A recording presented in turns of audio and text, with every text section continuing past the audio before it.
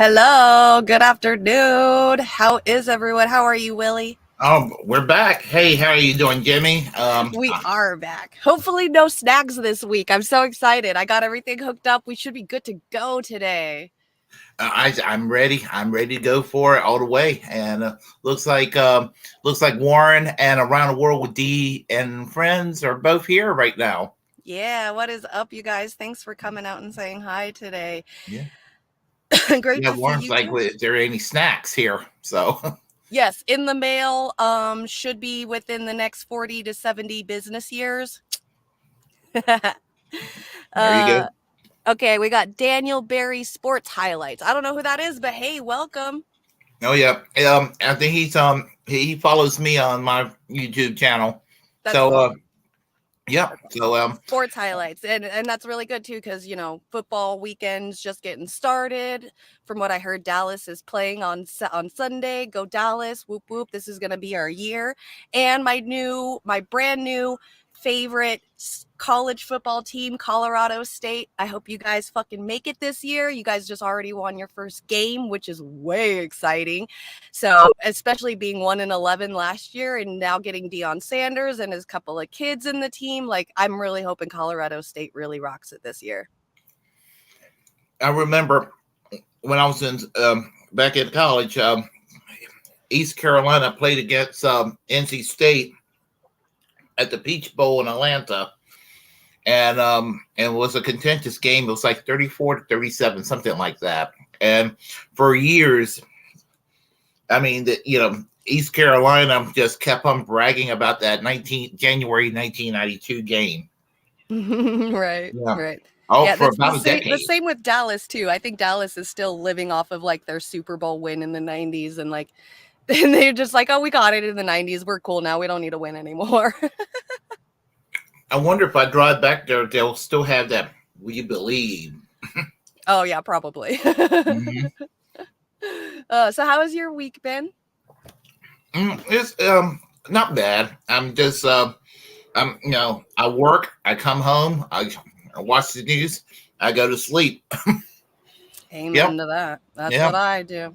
Except for working. I don't really work, but well, we all work. I think we all work, and of course, like in-home stuff. Yeah, of course. Yes, Warren, sports ball. I know. I'm like getting into it this year for some reason. I think it's because I've never had or I haven't in years had cable TV. So like sports, I'm just like kind of whatever. If I don't watch it, then I don't miss it. It's like out of sight, out of mind thing. But I'm starting to see more sports on like set, especially last week on YouTube. So yeah, I'm starting to watch football again, but it's fun. I'm enjoying it. So yeah, I used to have cable, and I decided to do away with cable, and I do miss it in a way, but I just don't feel like spending $125 extra a month just for real, just to have just the basics, Yep. I know. I can't. No, you're pretty much paying for commercials, so it's all you're doing. Pretty much. I mean, I remember when it was like $35 a month, and you had about 60, 70 channels. Yep. Or just the free ones too. Like you can get 1 to like 14 or something like that for free, or 1 to 60 for free if you had an antenna. So, or 1 to 12 at least for free if you had an antenna. So yeah, with the little digital box and all that, and the flat screen TVs and everything, everything being digital, you can still get a fair amount of channels without cable these days. Yeah, Absolutely. You Yeah. can still watch an amazing amount of stuff nowadays too, like especially with like the internet and things like that. Like if you could really find pretty much anything you want for free if you really look for it. So Internet's my TV. yeah, exactly. Same. Internet is my TV. Yeah, Same. YouTube, pretty much it. YouTube and what have you. Yeah. Yeah, same. Uh-huh. YouTube. Yep, I do the same. What's up, Hirsch? Thanks for holding it down over on Twitch over there. Yeah, what's up, Hirsch? How are you today? So, all right, you want to start with yours? Internet Yeah, I killed the think. television star. So true. Yeah. Oh, yeah. I was actually playing that song the other day at work. Video Kills a Radio Star by the Buggles. The very first video they ever played on MTV. Yep, Yeah. absolutely. Catchy song. Yep. Well, TV did kill the radio star, and now internet killed the TV star. So it totally makes sense. Yeah, that's true. I wonder what's going to be the next medium in that regard. Mm-hmm. Yeah. I agree, Ed. Pluto TV is a really awesome place. I really like to sit on Pluto TV because it's got like the epic fail channels as well, like with like cat channel, like dog pet channels, like funny pet channels. Man, it's got some really cool channels in there. I really enjoy Pluto TV actually. I've never heard of Pluto TV. How are you doing, Ed? I never heard of Pluto TV. That's the first one. Yeah, I think you just go to Pluto TV. You can either download the app or go to plutotv.com or something. And it's like watching live TV just with other channel, like with every channel that you can think of, like all the different stuff. So like the epic fails, like a lot of them are on YouTube. So they'll just compilate it. And now it's on it has its own TV channel on Pluto. Like I remember back in the day, I was even watching TYT on Pluto. So because you can literally get them live streaming all day long on TYT channel on Pluto. So that's definitely a failed channel. yeah. This 2017 when I was watching Pluto. So yeah, see, Ed says I'll leave it on the Stargate channel and watch a whole season. There was a channel that was around about 20 years ago that played a lot of obscure programs from the 50s and 60s that they just, I cannot think of the name of that channel, but it's no longer in existence. But it was a really good channel while it lasted. And for some reason, about 5 minutes ago, I could have told you the name of that channel. So. Also, Pluto TV has a Doctor Who channel, so it'll start from the very first Doctor Who and run through all of them until it's done. So you can watch every episode of every season on that one channel all day long. It just marathons all the time. It's sad that some of the classic Doctor Who's have been kind of lost in the 60s, Yeah, but they found like the taping, like the audio tape of it, and so they recreated it in like a cartoon format. Okay. Like the Patrick Troughton one, the second Doctor. Yeah. I know a lot of people didn't even really start caring, like at least nowadays, people don't really start caring about the Doctor Who's until the 7th, right? The one with the long scarf. That's Tom Baker. That's number 5, actually. Number 5. Sorry. Yeah. That's the one I was that's introduced when people start to. paying attention. Yeah. That was my first Doctor. That's the one that my husband's dad knows. Like, I guess my husband's dad was friends with them because I guess Tom Baker loves porn stars, just like every celebrity does. They want like these really beautiful women, of course. So, they were really good friends. So I've always told his dad, I'm like, if you ever get a hold of him and find a way to like get that scarf, I want that scarf so bad.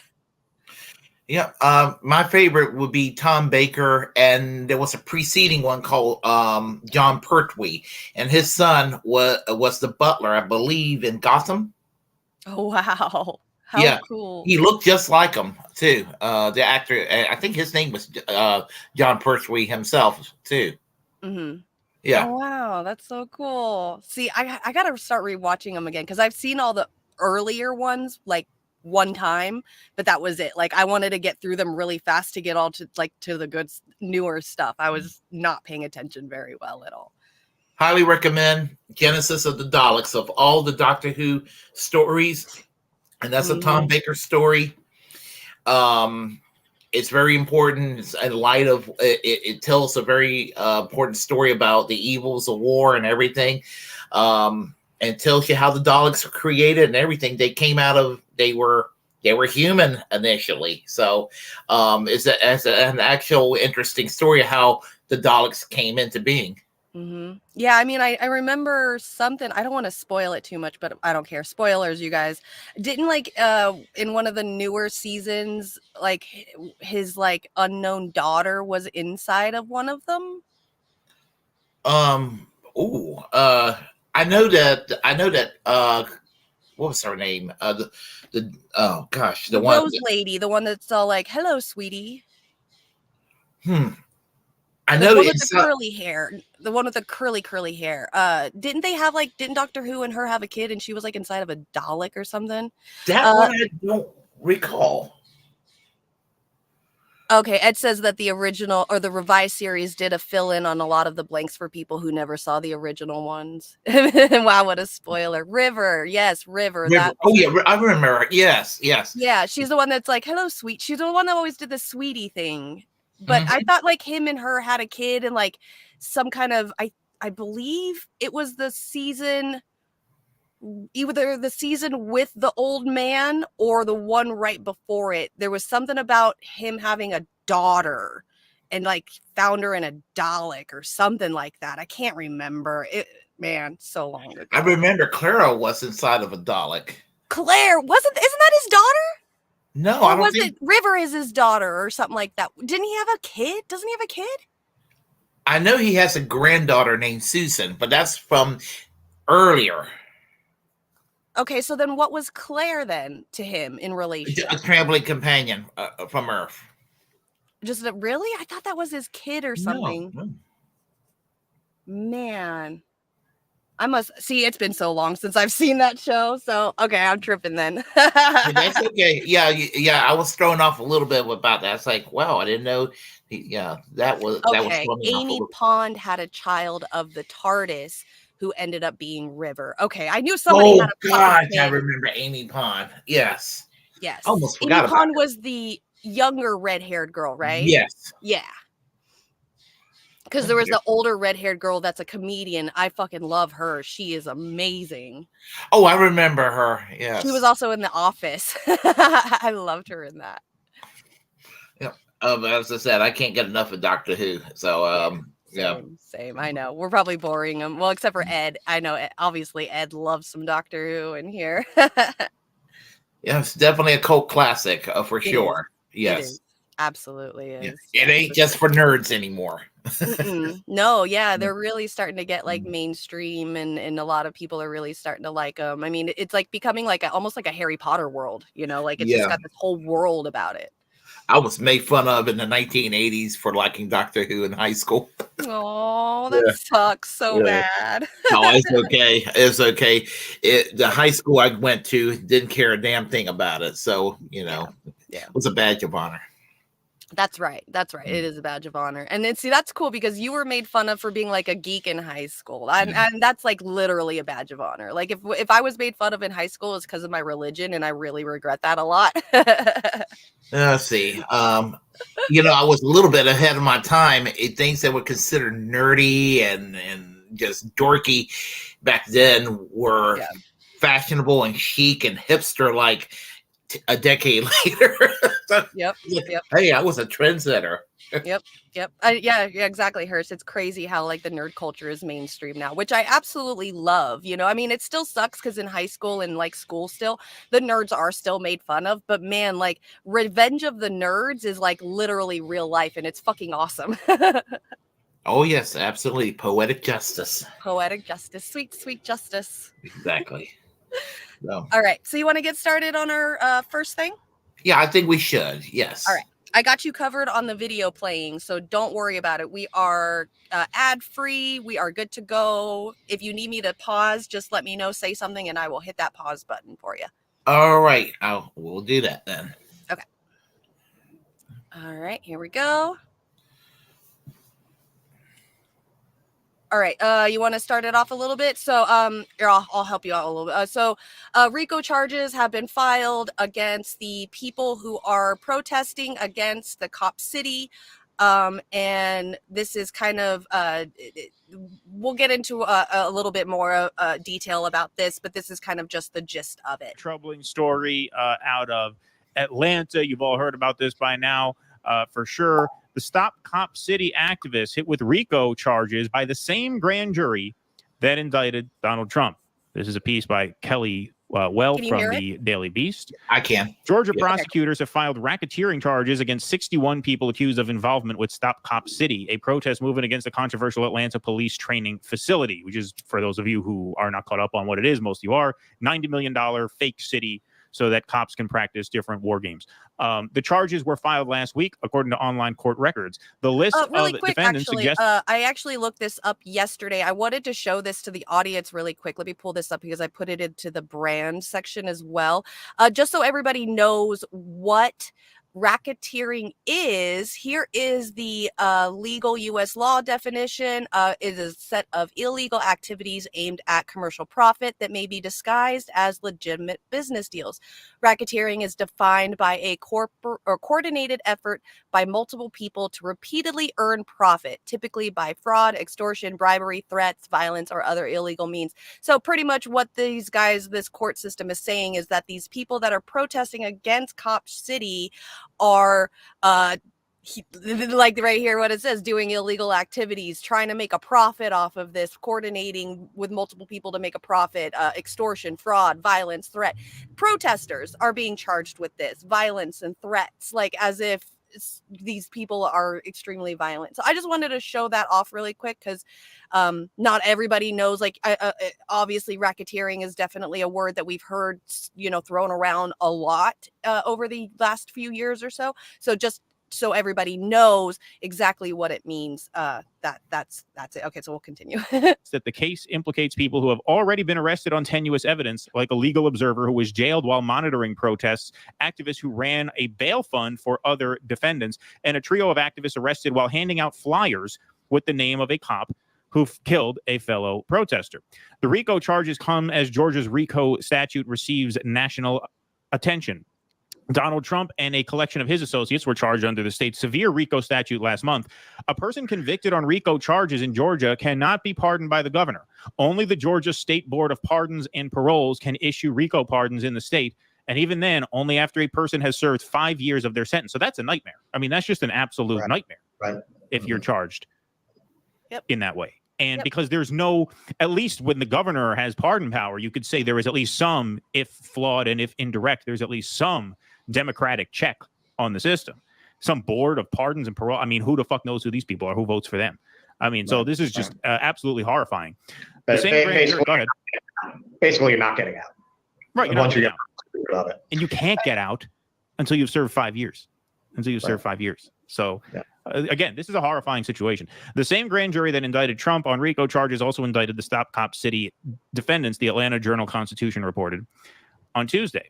The Cop City Vote Coalition, a group that gathered more than 100,000 signatures to put the facility's construction up for a vote this year, meaning November, condemned the charges as authoritarian measures by the Georgia Attorney General, Republican Chris Carr. The group also noted that charging documents described the alleged racketeering scheme as beginning before the police training facility was even announced. Further, the documents used the day that George Floyd was murdered as the date the alleged criminal acts began. Wow. Think about that. They used the date that George Floyd was murdered as the date the alleged criminal acts began, the group said in a statement. That seems a little racist to me. I'm sorry. I just have to say that really quick. Does that seem a little racist? Of course it does. And whenever there's a black person that's involved as a victim of police brutality, and it's usually an open and shut case, so this is police brutality. I noticed that a lot of people go into the history of this person, like with George Floyd's spotty past and everything. They're like, who cares about his spotty past? For example, what happened with Derek Chauvin. I mean, he was being an asshole, and they will do this, and they'll try to find something about this black person's past, and they'll just go out of their way. And it's like they just wanted to justify police brutality. Mm-hmm. Yeah, it's like we never learned anything from the Rodney King beating. So, in the LA riots, it's like we didn't learn a damn fucking thing, or nobody remembers it. No, not at all. And gosh, that seemed like yesterday, the LA riots. Yep. I was out in LA during that time. I mean, I was a kid, but I saw it. I saw that shit. It was crazy. Months before anyone was even aware of Cop City, and is a clear assault on the broader movement for racial justice and equity. Carr's actions are part of a retaliatory pattern of prosecutions against organizers nationwide that attack the right to protest and freedom of speech. How can they not be interpreted that way? How are you going to trace the beginning of this crime back to the murder of George Floyd? I mean, it's just nakedly political. Lauren Regan, executive director of the Civil Liberties Defense Fund, which has been working in support of defendants, said the scope of the case is designed to dissuade people from supporting the Stop Cop City movement. Quote, it's been very clear that Georgia's intentions and how they've... That is such a good point, Hirsch, right there. Them, look at their past. They weren't no angel. Also them, stop holding America's past against us. Get over it, move on. Like, that is so fucking true. Absolutely. Like, what a great comparison. Jesus Christ. Conducted themselves regarding the resistance to Cop City has been to try and scare even above ground law-abiding participants from taking part, she told the Daily Beast. I think by roping a legal observer and people running a nonprofit and running a lawful bail fund is absolutely intended to scare people from supporting this cause now and into the future. Yes, absolutely an act of political intimidation. Marlon Kautz, one of the bail fund organizers named in the RICO charges, told the Daily Beast that the indictment was part of an effort to discredit activists. Quote, these indictments are just the latest chapter in a long-running campaign by Governor Kemp and Atlanta authorities to terrorize political activists. Since the beginning of the movement against Cop City, the Georgia AG has shown a willingness to abuse the legal process as a weapon against political opposition. Judges have questioned the constitutionality of their methods, and even local protester Sherry Boston has publicly condemned this prosecution as baseless and refused to participate. Make no mistake, this indictment is not about enforcing the law. It's a desperate overreach, an attempt to discredit legitimate political opposition, and it won't work, they said. So I certainly hope they're right about that. But I want to play a video here. This is a Democracy Now! Interview with activist Kiana Jones, in which she is asked specifically about these charges as motivation, not only to dissuade activists from engaging in further protest, but in terms of dissuading the public to vote against Cop City. Because don't forget, these activists gathered well past the number of signatures they needed to bring this onto the November ballot as a straight up or down measure, Cop City or no Cop City. And given the political nature of these charges, she's asked, hey, do you think this is about swinging votes in November on that ballot referendum? Here's what she has to say about that. Issue of the campaign for a ballot referendum against Cop City, the impact of something like these indictments on potential voters? I just have to say, this poor guy's hair. It looks like he like combed it right before he went on, and they didn't tell him to fix it. I love him so much. Yeah, you're right about that. Wow, he's so cute. I watch him so much, so when I see little things like that, I'm like, oh, he didn't fix his hair. Absolutely, this is the state's last desperate attempt to shut down the ballot referendum. We have been back and forth in court with Mayor Dickens and the city of Atlanta, also the state of Georgia, about the validity of this ballot referendum, which we know we have the right to under the Georgia Constitution, the same way Attorney General Carr went to the laws of the state of Georgia to throw together this RICO indictment. We searched the laws of the state of Georgia and the Georgia state constitution, and we know that we have a legal right to this ballot referendum. But instead, Attorney General Carr, Mayor Andre Dickens of the city of Atlanta have tried to tie us up in court to invalidate not only this referendum, but all referenda going forward, which is a very dangerous precedent that would be set, because what it says essentially is that if you don't like the laws that have been passed or something that's been done by your local government, then you would have no recourse. And I believe that that in itself is the ultimate pinnacle of anti-democracy. Yeah, and that's a certain element of this that I think is worth bringing up, because they announced that they had the signatures on August 14th.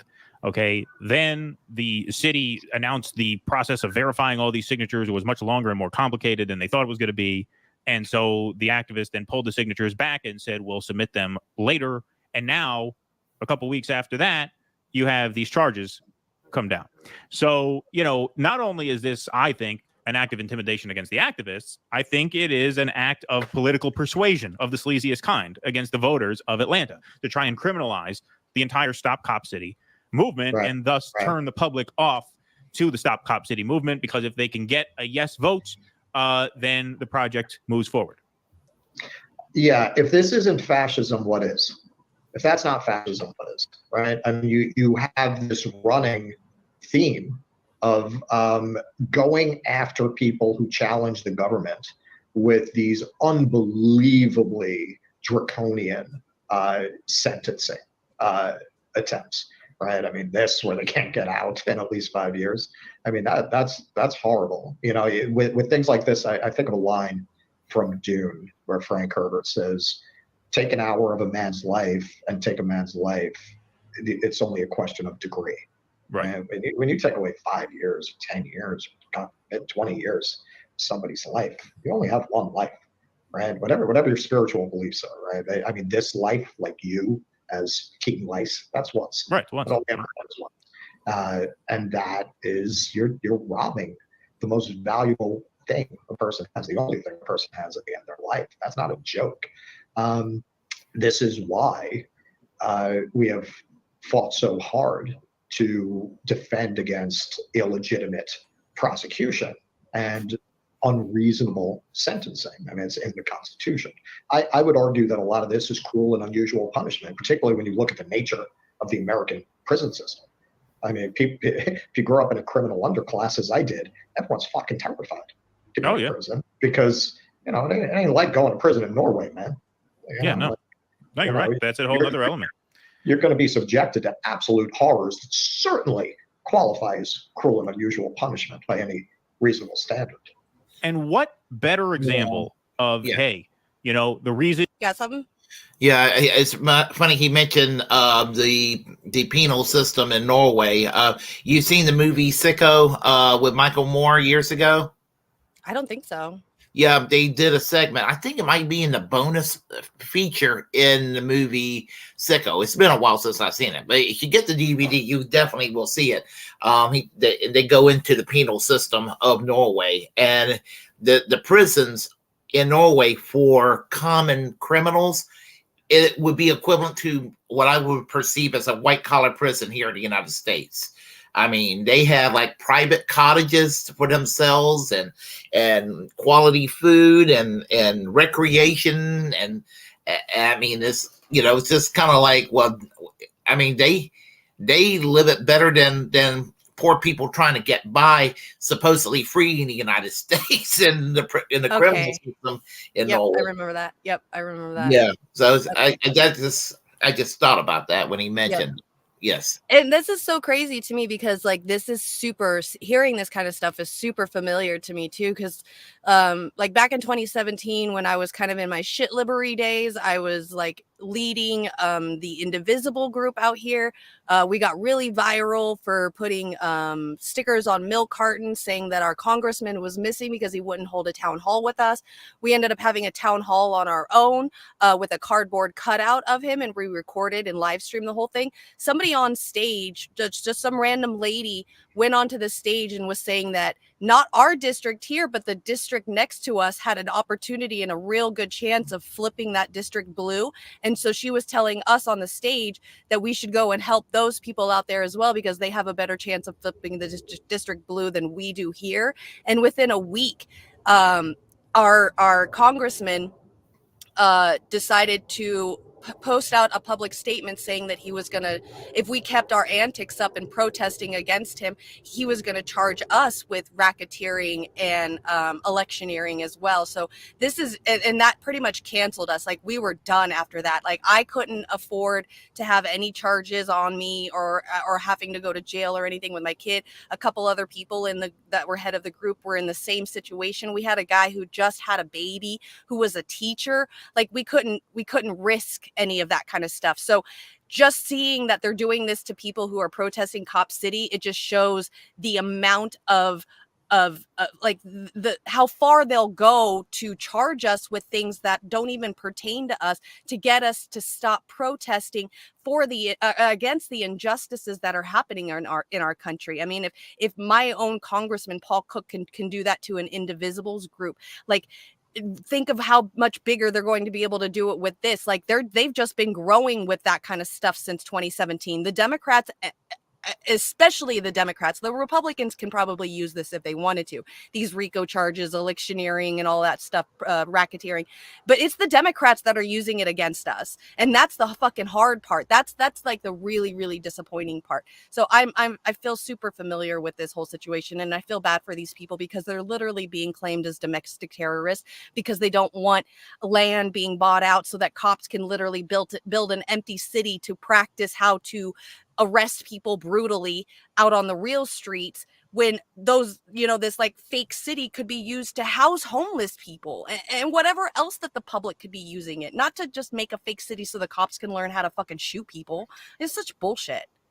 Yes, it is, and and this has been a thing since Reagan, to beef up literally to beef up the law enforcement to make them almost like the military, because it was a time when I was growing up where it was kind of almost like Adam 12 and Andy Griffith, just about, where law enforcement were semi-mellow folks or what have you.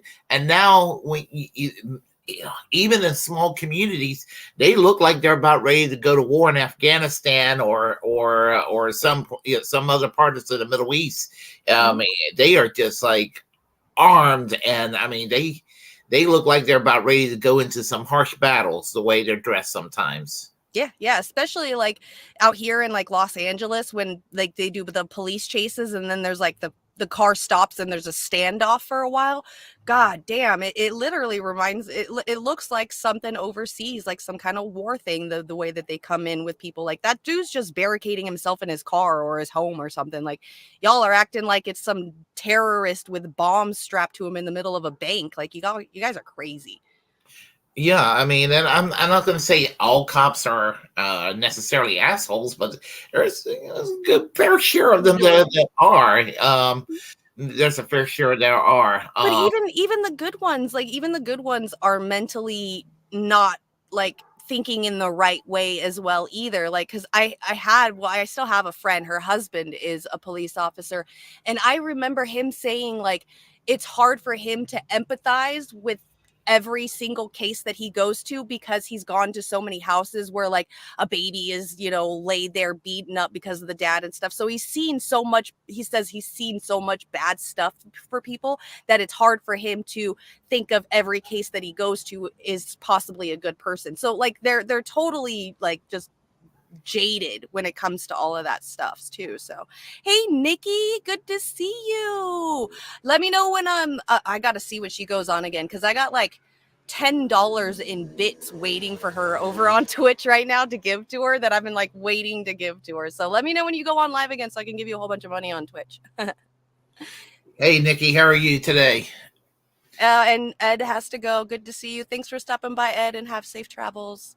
Yeah, have a great show, Ed. I'll try to take a look at Chicago Corner tonight on the way to work. Yeah, absolutely.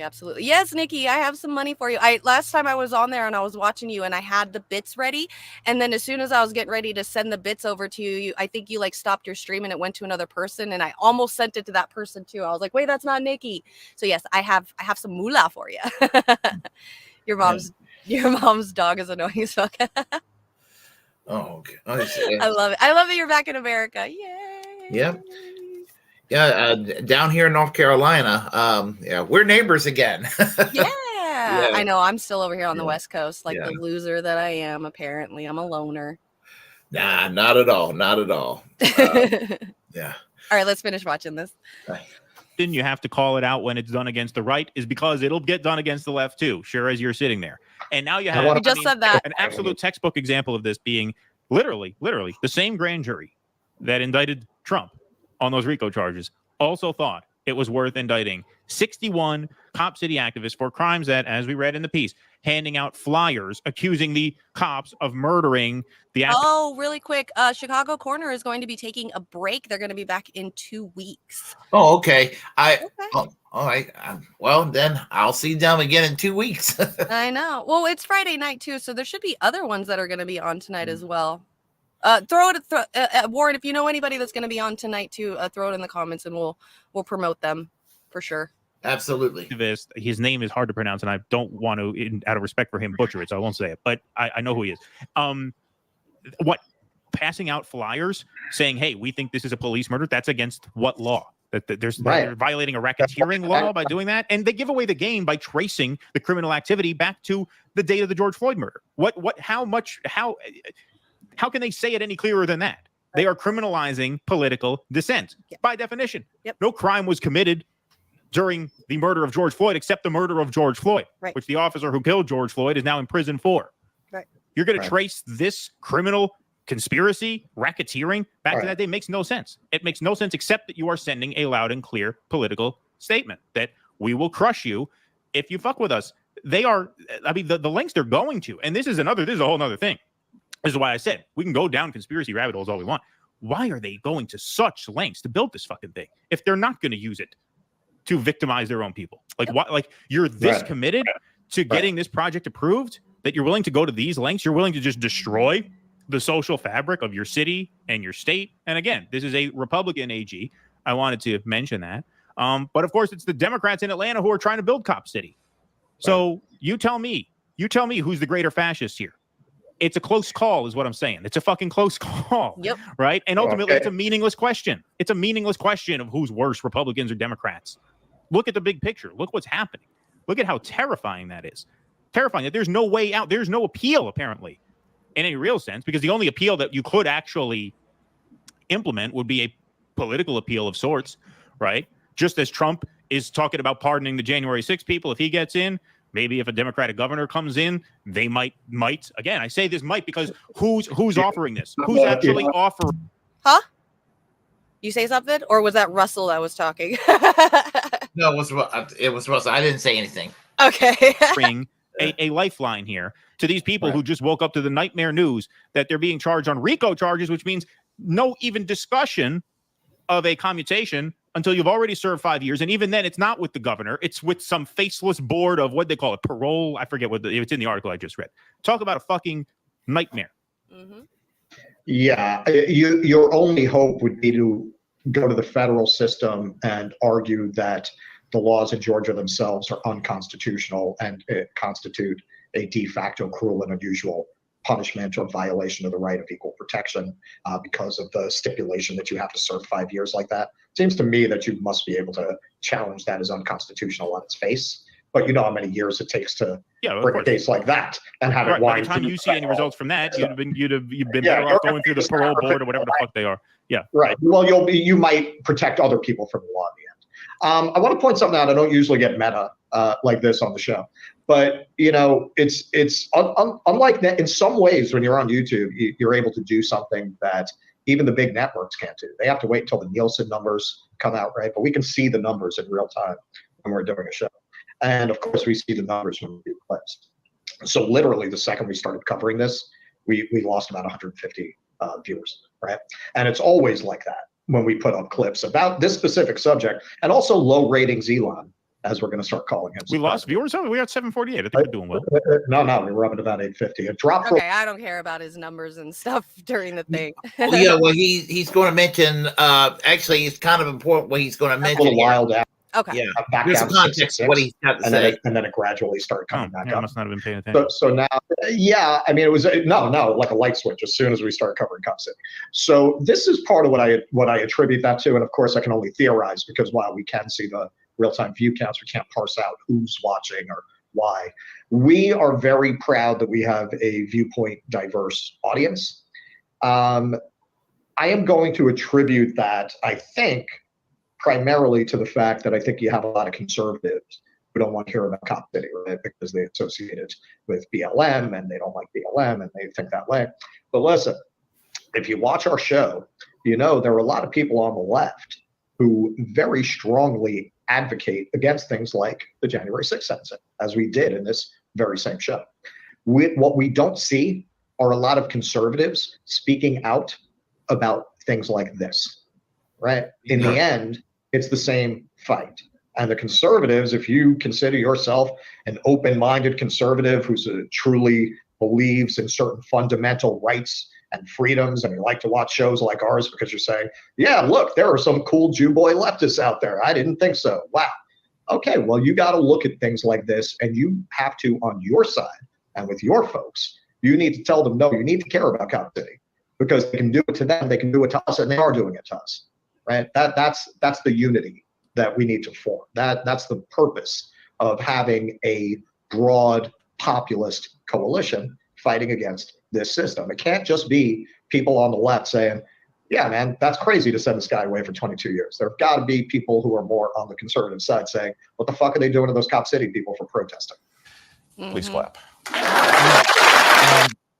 No, I agree. I really like that last statement. You were right. That's absolutely true. Because, I mean, there's a lot of us here on the left, like that are. I've even said it myself. Like, it might have been like there might have been some violence during January 6th, but that's those people's rights to do that. If they're not happy with the way that the government is running our country and it's not doing the way that they, what they're supposed to be doing, that's our Second Amendment right to. Our First Amendment right to be able to congregate and protest against a tyrannical government like that. That's our constitutional right. So when we're out, when the lefties are out here doing the same thing against Cop City, protesting for, our rights and the injustice of all of that stuff, like he's right. The left and the right, we're like fighting for the same thing. It's just in different, different issues that we can figure out a way to come together. Because the right going around saying that us wanting to not have Cop City is wrong, but then you're going to say like the cops are bad that were at January 6th, and then your stuff's not coming together and making sense, and you're just keeping us separated when we're figuring out a way like, hey, you're protesting, we're protesting, it's all the same stuff. Like we could come together. Absolutely. And 2 points here. When there are times I get criticized by some leftists. They're like, "Oh, Willie, you're too concerned with civil liberties." I get that a lot because there are people that think I'm too concerned with social freedoms and all of that, and it's true. It's true that I get hooked up on things like free speech rights, right to privacy, and things like that. But it's all part of my value systems as a socialist. It's part of the package, part of the bargain, part of the package deal when I became a socialist, to embrace these things consistently. Now, on the flip side, I do get people on the right who'll tell me, "Well, Willie, I like Jimmy Dore sometimes. I like Glenn Greenwald sometimes. I like Matt Taibbi sometimes because because they support free speech and this and this." And they go and dump on the Democrats here and there. And then I'll tell them, okay, I do these things too, but whenever I open my mouth, y'all think I'm some unhinged tanky that wants to turn the United States into the killing fields under Pol Pot of Cambodia. But when Glenn Greenwald or Jimmy Dore or Matt Taibbi do it, they're cool. I don't get it. I know. It's those double standards of everything. I agree. Yeah. What's up, Rivet Head? Good to see you. Thanks for stopping by. Haven't seen you in streaming in ages. I know. I've been doing what they call touching grass. But I'm back now. We're going to be here every week, every Friday, 2 p.m. Pacific, 5 p.m. Eastern, here with Willie. If you want to come back and say hi. Also, I'll be streaming The Secret Show with Warren on Saturday nights, 9 p.m. Pacific, midnight Eastern on my Twitch as well. So thanks for stopping by, and good to see you, Rivet Head. Okay, do you want to, because I know that these, like, our last 2 videos are going to be a little long, so I'm going to skip my part of that. But if you guys want to see another really good opinion piece about this, Nico House did a little TikTok video. He posted it on Twitter. I'm going to put it into the comment section so you all can see. This is Nico House's version. It's pretty much the same as what Do Dissonance was saying, just in like shorter terms. So definitely interesting. I think the only thing different that Nico says is they're asking for more money. I think they're like wanting like billions more, and they're going to be getting it. So I think that's the only difference that Nico said compared to Do Dissonance. You good? No, I'm good. Okay. Let's see what this comment section says. The only thing about January 6th is they were protesting in terms of wanting to go against the will of the people, where most leftists protest for the will of the people. But like, if you think about it, though, those are for those people. Like, yes, they're in their own little matrix bubble and they have their own belief system and stuff, but to them, that is theirs. So like what I wanted to say, like right there with Willie, how he was saying, like, you know, some of his stuff is like his issues, his priority issues are based off of him being a socialist. Everybody has their priority issues. Everybody lives their own lives and their own anecdotal evidence of what is more important to them. I mean, I consider protecting and saving animals and protecting the environment more important than like a lot of things that probably are way more important. But to me, those are my baby subjects. You know, those are like the things that have meant most to me. So like everybody has their own you know, favorite things to protest and fight against. So it just because the January 6th people protested something a little bit different, the bigger, if you take a step back and look at the bigger picture, like the main aspect of it is all still the same of wanting our constitutional rights to be able to have what we thought that this country was supposed to be promising us. Yeah, well, January 6th, I mean, I obviously don't side with the ideology, but I think that a lot of them were victims. They followed the crowd, and I don't think. And yes, some people on the top should be prosecuted, but I think that there's a lot of people that were following the crowd and everything, and to basically and these people would hate my guts. Some of these people that were following the crowd, but I think that to be consistent, that they shouldn't be treated like domestic terrorists or anything. Maybe some misdemeanor for what they've done. Right. Yeah, see, even if we don't agree with the politics, we can still stand against the draconian and absurd prison sentence for a lot of the January 6th actions. Yeah, it's the action, it's the protest itself that is American. It is our right. So like a lot of this stuff, like I don't like going and taking a dump on like Pelosi's desk and like shooting a lady, like you know, the specifics of it was wrong. Like a lot of it was wrong, but the protest itself is a constitutional right, just like Black Lives Matter protests are constitutional right, just like us protesting against Cop City is a constitutional right. Like this is our rights to be able to do it, and seeing how much our government is going, how far they're going to stop us by putting these charges that have nothing to do with any of it. That's where the injustice that we're seeing. And like maybe hopefully the January 6th and like the lefties, the BLMs, the Stop Cop Cities, the, you know, the North Dakota Access Pipeline people, like all of these people could, like, if they could just step back and step away from their specific issues that they're fighting over and look at what they're doing. We're all just trying to say we're not happy with the fucking government. Yeah, nobody likes the status quo. Yeah, right. Now how we get there, that's a whole different thing. Yeah, but we're not happy. Yeah. Mitch McConnell might be the only person happy with the status quo, and the status quo sucks. Mm-hmm. Yeah. But exactly. Yeah. Exactly. Okay. You want to do the next one, or let's see. Yes, let's go ahead and look at. Yeah, we can do the next story. All right. Let me get onto it. It is the Biden Nazi video. You want to talk about it? Oh yes. They some neo-Nazis down in Florida were being interviewed, and they basically gave what was perceived as an inconsistent answer about who they were for in the next year's presidential election, but then they gave a specific reason why, and then and you have to watch. Everybody has to watch the video. I think most people did, but if they watch the video, there's a context to it. Okay, yes, let's watch the video and then we'll do the context. Share. Bring this bad boy up. There we go. Christopher, there's a presidential race going on right now. Are you going to vote in 2024? What do you think is going to happen? My vote is useless. I think Biden's better than Trump because he sends rockets to Ukraine. In support of Ukraine, you mean? Hell Ukraine. Hell Azov. Christopher, there's a Watch it one more presidential time. race going on right now. Are you going to vote in 2024? What do you think's going to happen? My vote is useless. I think Biden's better than Trump because he sends rockets to Ukraine. In support of Ukraine, you mean? Hell Ukraine. Hell Azov.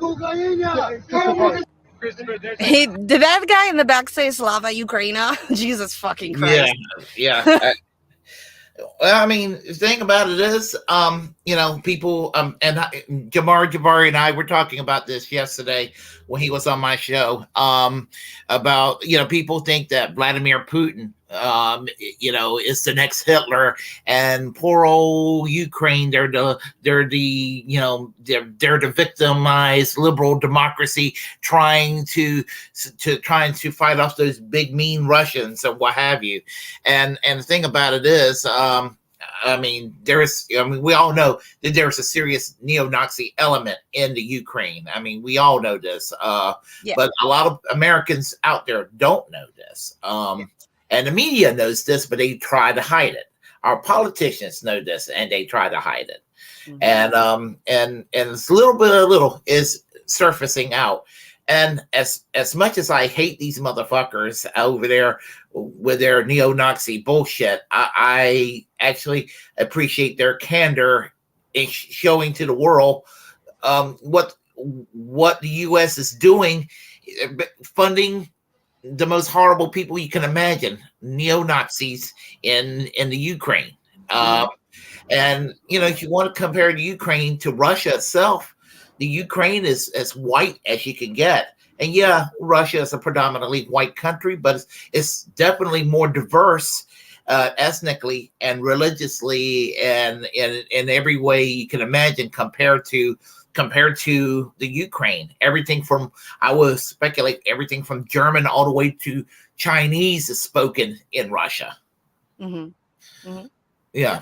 No, I agree. I've said this so many times, and I'll keep saying it again to anyone who doesn't believe that Ukraine's Azov battalion is not Nazi related. Please come and talk to me and ask me, and I will personally show you my own anecdotal evidence of it. Yes, it's anecdotal, but at least it's enough proof, at least in my head, to show. So like my old boss at my old job, he's Ukrainian, very, very close with a lot of the skinheads and white supremacists out where I used to live in the high deserts of California, the Mojave Desert.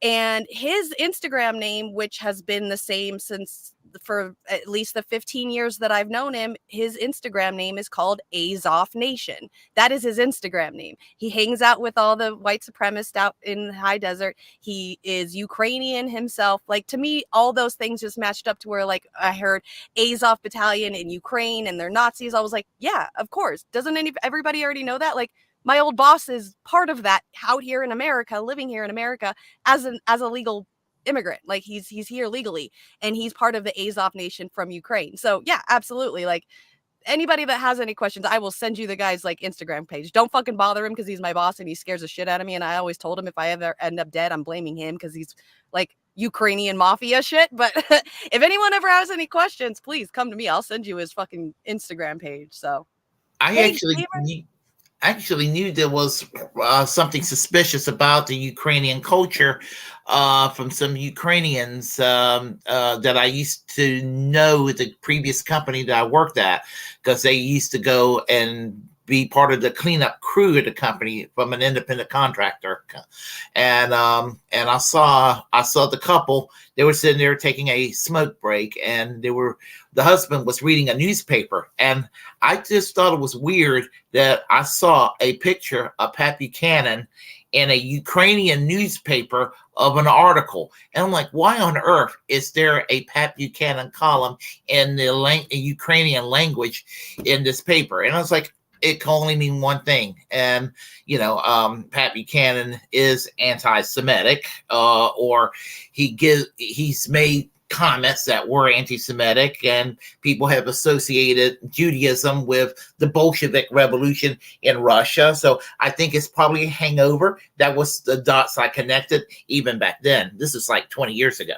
Wow. See, Yeah, it's all you got to do is just open your mind up and be able to see things a little bit, and you're going to be able to see it. So yeah, what's up, gamer? Good to see you, Crystal and Kyle and the rest of the TYT. What? Yeah, we definitely have. I wanted to bring up the TY or the Crystal, Kyle, and Brianna Joy Gray thing today, and I know that you've got the Cornell West and Jimmy Dore thing too. So Yeah. oh. Sorry, stained behavior is 5. I do not need or want any promotion, but thank you. Yeah, anyways. Oh, you gotta love Twitch. Yeah. Oh my God, that's an advertisement. Oh, they. It's an advertisement. Yeah, that's why I'm not posting it up, because it is. Yeah, I don't get anything. Thanks though. Why don't you Be sure to sign, follow us. subscribe to the channel, please? Promote I mean, us. you want to help promote. I mean, you just subscribe to my channel. Wow. Oh God. Okay, so let's get into it. Do you want to do the radical center one before we get into the 2 long ones, or do we want to Yeah, just hop because into the it's 2 kind long of ones? short. It's Okay. fairly short. Okay, cool. Do you want to bring it up a little bit and talk about it while I bring it up? Yeah, I used to comment to people that I opposed the authoritarian left, the authoritarian right, and the authoritarian center. So what they're talking about, and it's a conversation between Max Blumenthal and Max Taibbi about what is perceived as the authoritarian center today, which is the Biden administration. They are the authoritarian center. They're not Marxists. They're not these things that the right wing wants to paint them out to be. They're just shit libs with an authoritarian streak.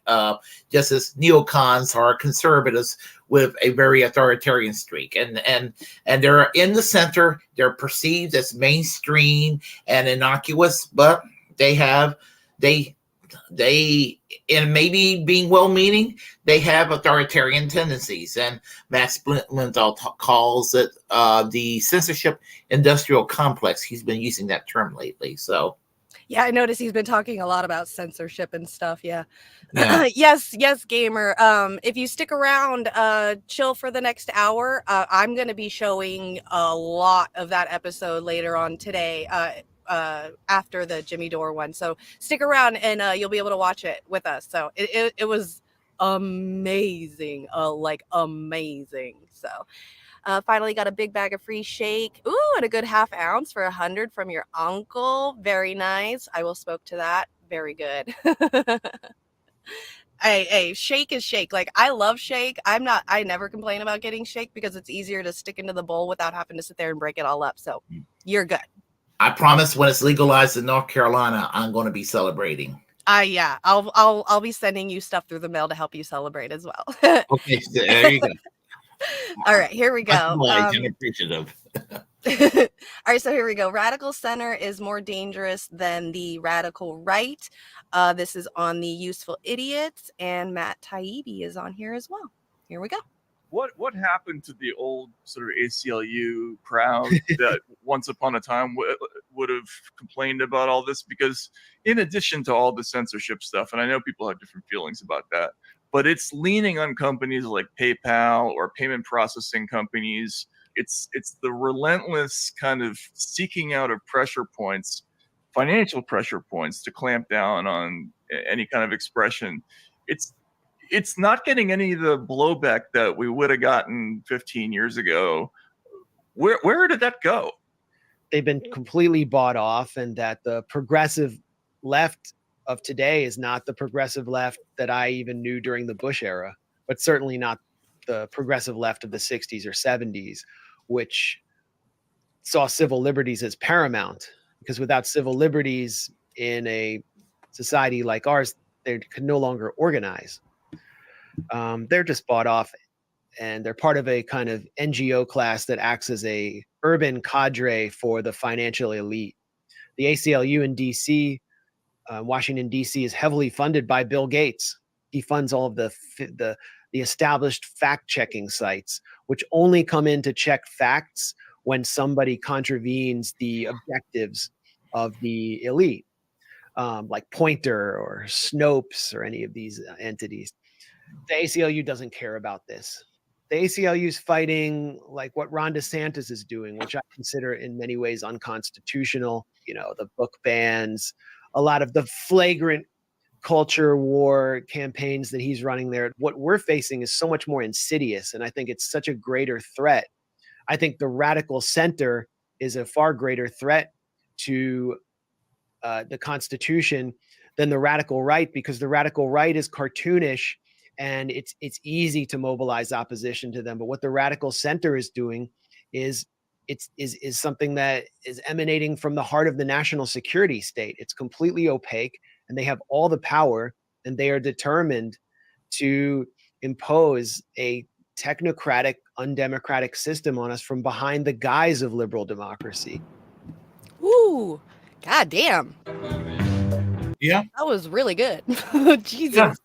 Yeah, and thing about it is, I mean, I haven't rejoined the ACLU in years. I just and they've done pretty good work, but they have kind of they've gotten kind of safe lately. And that's an issue I have, that the radicalism of the ACLU. I don't mean like misfits radicalism, but their principal support for civil liberties, the way that they used to fight for civil liberties, has somewhat been diminished over the years. And Max Blumenthal and Matt Taibbi were both correct. And I do come out of that worldview of the way the ACLU used to be, which they seem to have lost their way. Mm-hmm. Yeah. I agree. I completely agree. I mean, they're right to go after Ron DeSantis and his culture war bullshit and everything like that, because that is authoritarianism. But it is insidious what's going on with the deep state, the shit libs when the Democrats are in power, the neocons when the Republicans are in power. Doesn't matter if they're using the Bible or whether they're using the rainbow flag to do this. To do this. Yeah, the virtue signaling. Yeah. Yeah, there's culture war, virtue signaling, but it's authoritarianism either way. Mm-hmm. Yep, I completely agree. Nothing against the LGBTQ community when I say the rainbow flag. It's just kind of a catch-all for liberalism when I say it. Yeah. No, I completely agree. That was really, really good. I really liked that a lot. All right, so we officially got an hour, so we could do like a half an hour for each of them. And I'm so excited for the second half of the show because I really love these two videos. Like, this is like the last probably 24 hours I've been watching these two. Like, well, at least Jimmy Dore, Cornel West one I've been watching like over and over and over, trying to like come up with my own, opinion about it. So. Absolutely. Yeah. All right. Let's see. You want to talk about it before I bring it up? Which one we're playing first? The Brianna Joy Gray or the Jimmy Dore one? Yep. Yeah. The way my spoiler alert is that I deeply respect Cornel West. I have every intention of voting for Cornel West in 2024. I was not going to vote in next year's election. He gave me some hope. Not that he's going to win the election, which I would love to see him win, but that the Green Party could pass that threshold of 5%, which will make it a game changer for the left, and that they don't have to rely all the time on the Democratic Party. They will have a serious options with the Green Party. And I think he could potentially pull that through, so could have Ralph Nader if he kept running all these years. But here's the thing, and Jimmy Dore, I know Jimmy Dore has a tendency to can be brash at times, but he's rarely wrong on his takes on things, and people get overly angry with his tone and all of that. And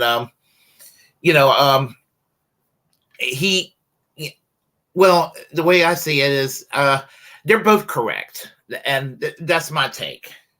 Mm-hmm. Yeah. Right. Yeah. It almost we'll walk. I'll just show it and then we'll talk about it a little bit afterwards. Okay, here we go. and working people. The working class, class lines, class lines, class lines, class lines. Class issues are fundamental. Class, working class. Bring it back to class. Working class. Can I tell you the problem with the class war they're always talking about? Their solutions are wholly inadequate because all they ever talk about is giving poor people more stuff. But that will have no effect on people feeling impoverished.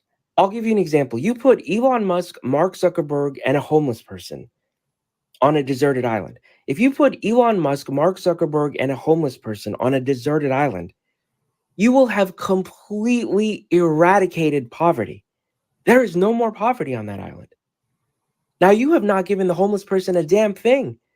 You didn't give the homeless person a house. You didn't give the homeless person universal health care. You have not given this person access to mental health or whatever. Yet somehow you have utterly eradicated poverty. And the way you have done so is not by giving the poor person stuff. It's by taking away things from the rich person. Because poverty is a function of inequality. That's why native tribes, indigenous tribes, who know of nothing else, don't feel impoverished. Because they don't know that there's somebody else that has more. That's why they don't feel impoverished. Poverty is a function of inequality. If you give a homeless person $1,000, but you give everyone else $10,000, the homeless person just got poor. They just got poor, even though you gave them $1,000. They're now poorer than they were before, simply because other people got more. So the solutions espoused by mainstream leftists are totally lacking. Injectable treatments be mandated or coerced. Individuals should be allowed to protect and heal themselves in a manner that best supports their medical spiritual beliefs. I think the kind of concerns that you and RFK Jr. and others have certainly are well grounded. Again, the dumbest thing Democrats ever did, just from a strategic standpoint, you could have more of your psychotic opponents or less. You could have more psychotic opponents in the next election or less. And the Democrats chose more. They chose to have more of their psychotic opponents. You know, there's a very real chance Democrats would control the House today if they had just let Republicans be stupid. Years. You're talking about razor-thin margins. So Democrats would possibly control the House today if they had just let Republicans do their own research. You know, like, do your best. Like, hey, you guys should probably take this and do this. But if they choose to do their own research, okay. Democrats would probably control the House today.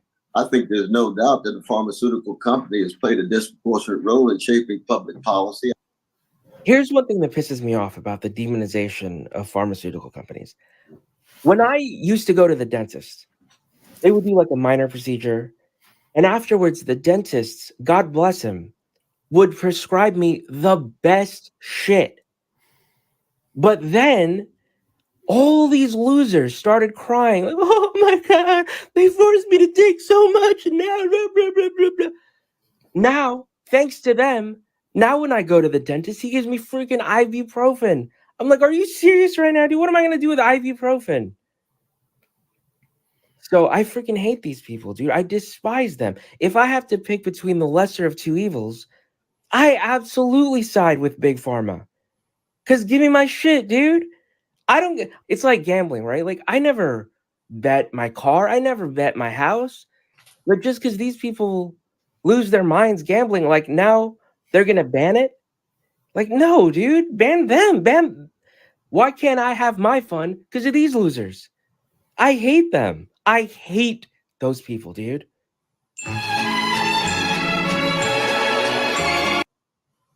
Robert McCormick says that Leah looks very young. Well, she's 23. She's 23. She's as old as 9/11. Is that not good enough for you? Like, what would... No, I see these people criticizing like Leonardo DiCaprio because he's dating a 25-year-old. Like, hold on a second. Do you expect Leonardo DiCaprio to drive a used Buick? No, right? Of course not. Sorry, I'm mute. Who the fuck is this guy? Mark of the Beast. Yeah, well, this guy's an incel piece of shit. Well, he's kind of a troll, and so he does this sort of thing all the time, and is he serious? Yeah, a lot of comedy. I mean, there's a little bit of comedy to what he does, and so I mean, yeah, as I said, he's kind of silly. Yeah, I agree. I've popped off a few fucking prescription pills from the pharmaceutical company, but does not ever fucking mean that I am on the side of Big Pharma. And the whole used Buick thing with the Leonardo DiCaprio thing, like, are you fucking kidding me? He's got an Asian women's fetish. He likes I don't even know the name of the pop group from Korea, but he likes the Korean female pop act. Yeah. This guy needs to go touch grass or something. He's gross. Right. So why would you expect Leonardo DiCaprio to date the equivalent of a used car with 80,000 miles on it that's had multiple owners? Nobody wants a beat up old car that's been driven all over town, dude. What are you guys talking about? Nobody wants an incel who doesn't even know where a fucking clit is. Is he serious? This guy needs to grow some hair on his balls and get the fuck over himself. Yeah, as I said, he just, like Nikki says, he's always random about things. I mean, he just spouts off silly things all the time. I mean, he does these little short, silly commentaries about online left drama and always ties it in with his hang-ups. Yeah, no, I agree with Hurst. The only time he's ever seen a pussy in real life is when he looks in the mirror. I fucking agree. Get it. Thank you, gamer. Missy Gill says you may be an a-hole, but at least you make me laugh. I keep hearing that, but I don't feel like I'm being funny. Like the Leonardo DiCaprio thing, I'm not the one that's funny. The people that want Leonardo DiCaprio to date a 50-year-old divorced mom, they're the ones that are funny. That is hilarious. No, if I'm Leonardo DiCaprio, a rich, good-looking dude, I'm really gonna lease a used Pinto. I'm gonna drink milk. I'm gonna drink milk that smells a little. It's getting there. It's gonna expire in about 2 hours. Let me drink that instead of this like fresh orange juice. Like what? What are you guys talking about? Can anybody tell me? No, you don't know either. So give me my damn theme music. Okay, this was supposed to be about Cornel West and Jimmy Dore, but this ended up making fun of this fucking incel right here. Jesus Christ. Does he still live in his mom's basement? We don't know who he is. He do these random videos and it's always that's just his thing. He plays this silly role of being this incoherent nerd that just make these off the wall, off the cuff comments. I hope he's not serious about this little Harry Potter wannabe over here. Jesus Christ. Yeah, I mean, I think he's just trying to be a troll. That's what I think. All right, I hope so, because if that guy's fucking serious right now, I swear to God. I hope that wasn't offensive. I really hope that wasn't offensive. It was a little bit. I don't like hearing guys that, like, when they talk about older men, like Leonardo DiCaprio is very triggering for me because I think it's disgusting that he does this with women. So hearing just some boy who like never seen a vagina a day in his life is talking about how that's awesome, to me it's just that's so fucking gross. Yeah, I mean, he as I said, he's silly. He's a silly individual, and that's his stick, to be silly, to just randomly go with, he's actually has some bitter commentary, but that was one of his later ones. Yeesh. Yeah. Good Lord. But in the context of Jimmy Dore and Cornel West, I think they're both correct at the end of the day, though. So it just yes, I think the whole from what I got out of watching, from what I did watch and what I got out of it, it just seems like what I was saying earlier. The priorities of your issues are different. Like they're all in the same general aspect, like class, fighting for class rights, also fighting for what do you call it, generational racism and things like that. It's all under the same umbrella category.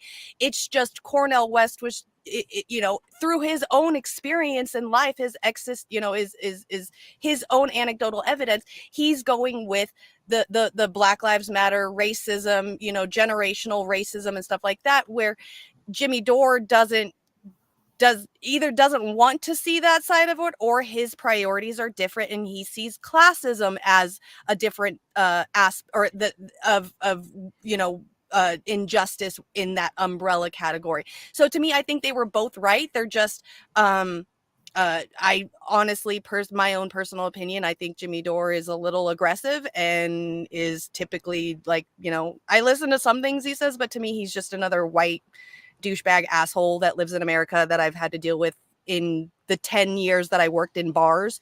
So to me, he's just another one of those guys. But I see where he's right on the class issues. Definitely can make, you know, people of all races and colors and creeds and everything like that come together into one. But this is something that Cornel West has experienced personally his whole life. I mean, he walked with Martin Luther King Jr. and stuff. So, you know, it just, I don't think that there should be division. I think we should, you know, I personally think that they both should have said, yes, you're right. Yes, you are right. Yes, they're under the same umbrella. We're fighting for the same thing, just different words, different aspects of it. We're on the same fucking team. But it just didn't look like it ended that way. Yeah, in a nutshell, what you just said is correct. I mean, with Cornel West, and this is not a criticism of either one of them here, but with Cornel West, it's more about the identity politics, and there's a time and place for it. With Jimmy Dore, it's about class reductionism. There's a time and place for it. Right. And I consider myself in that regard kind of 50-50 in that on that question. It's just applying it when there are times you apply it when it's necessary. And you know, like for example, when it comes to the criminal justice system, it is a class issue, but it's also an identity issue too. I mean, it is so obvious that is so racialized, the criminal justice system, the way that African Americans are targeted, and you look at the prison population, and the bullshit charges that the criminal justice systems put Black people in behind bars for the same crime white people would do. But you know, if it has a Black face, they're more prone to give a heavier punishment. It's just simple racism 101. Mm-hmm. Whereas there are times, like when it comes to the picket line, you know, we don't see Black and white behind a picket line when we're striking. We don't see political ideology. We want to make sure our health care benefits are taken care of, our pensions taken care of. That's why we go on strike. That's why we vote yes or no on a contract for that, in that regard. So they're both correct. Mm-hmm. Yep, I agree. I absolutely agree. It was a good interview too. So yeah. Very heated, very, you know, yeah, definitely awesome. Okay, so this one is a little bit long. I'm already going to skip through like the first 10 minutes of this interview because obviously this is, I think it's like an hour-long interview, and I only want to play like 30 minutes of it, and that's it. Because like right in the center of the interview for the Kyle and Crystal with Brianna Joy Gray interview, it just got really, really, really good. I really enjoy Brianna Joy Gray. I really enjoy listening to a lot of things that she has to say. She definitely thinks like I do a lot of the time.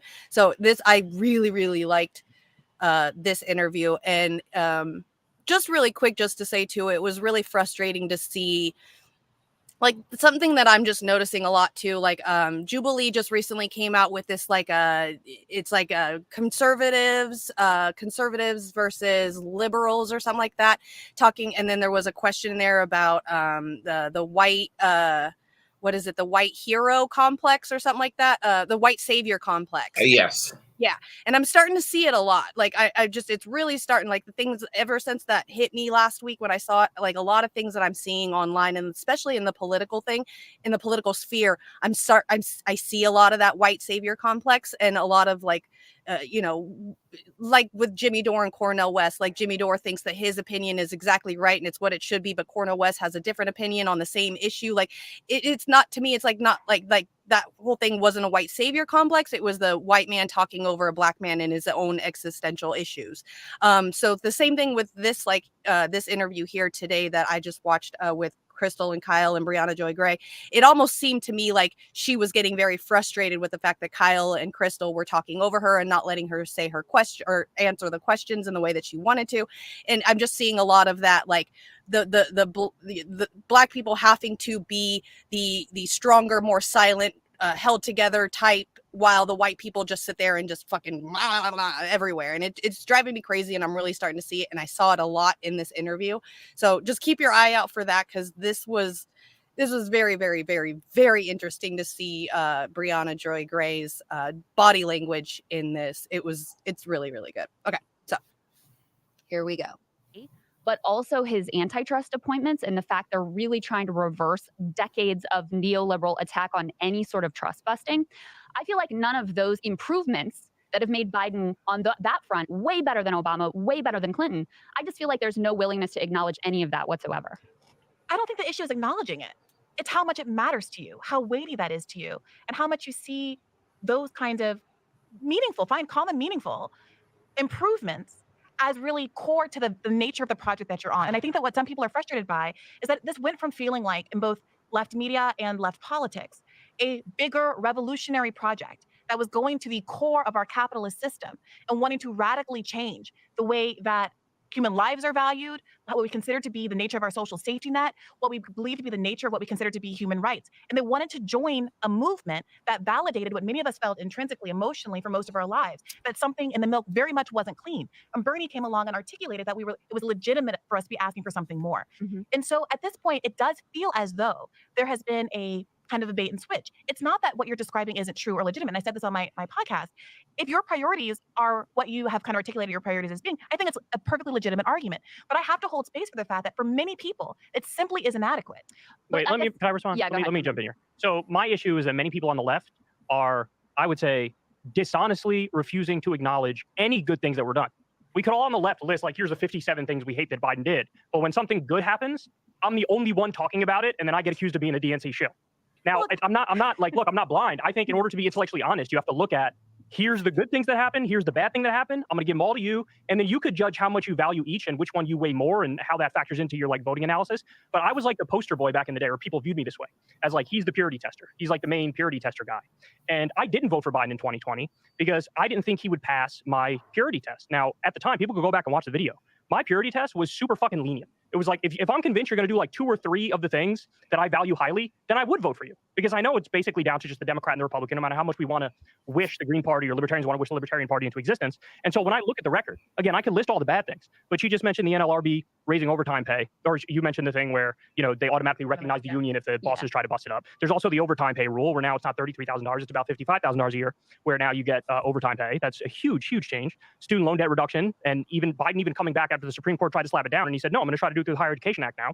There's little things we could go after. Oh, the interest rate. Yes, that's bad. I agree with you on that. But we got to recognize that that is, all things considered, a step in the right direction. Pulling out of Afghanistan, he actually had the balls to do it, even when the media was shitting on him relentlessly. And I didn't see anybody on the left coming into his defense at that point. A lot of people. I was like the only fucking one. It was like me and Matt Iglesias. I definitely defended him. Okay, well then it's like 3 people. I didn't, and all these. Oh, I'm so anti-war. He pulls out of Afghanistan, and it gets messy, because that's what happens when you pull out of wars. And all of a sudden, oh my God, you know, it's the I thought that end was of the actually world. a good moment for the left. I saw a lot of consensus. Good on you, because we almost resented and kind of were enjoying the extent to which he was getting, you know, dogpiled by the mainstream media, and we were the only ones defending him. So I would quibble with that a little bit. I didn't see much defending him. I really didn't. Kyle, what people are responding to, if I can offer this, is not the idea that you are accurately describing advancements, good things that Joe Biden is doing.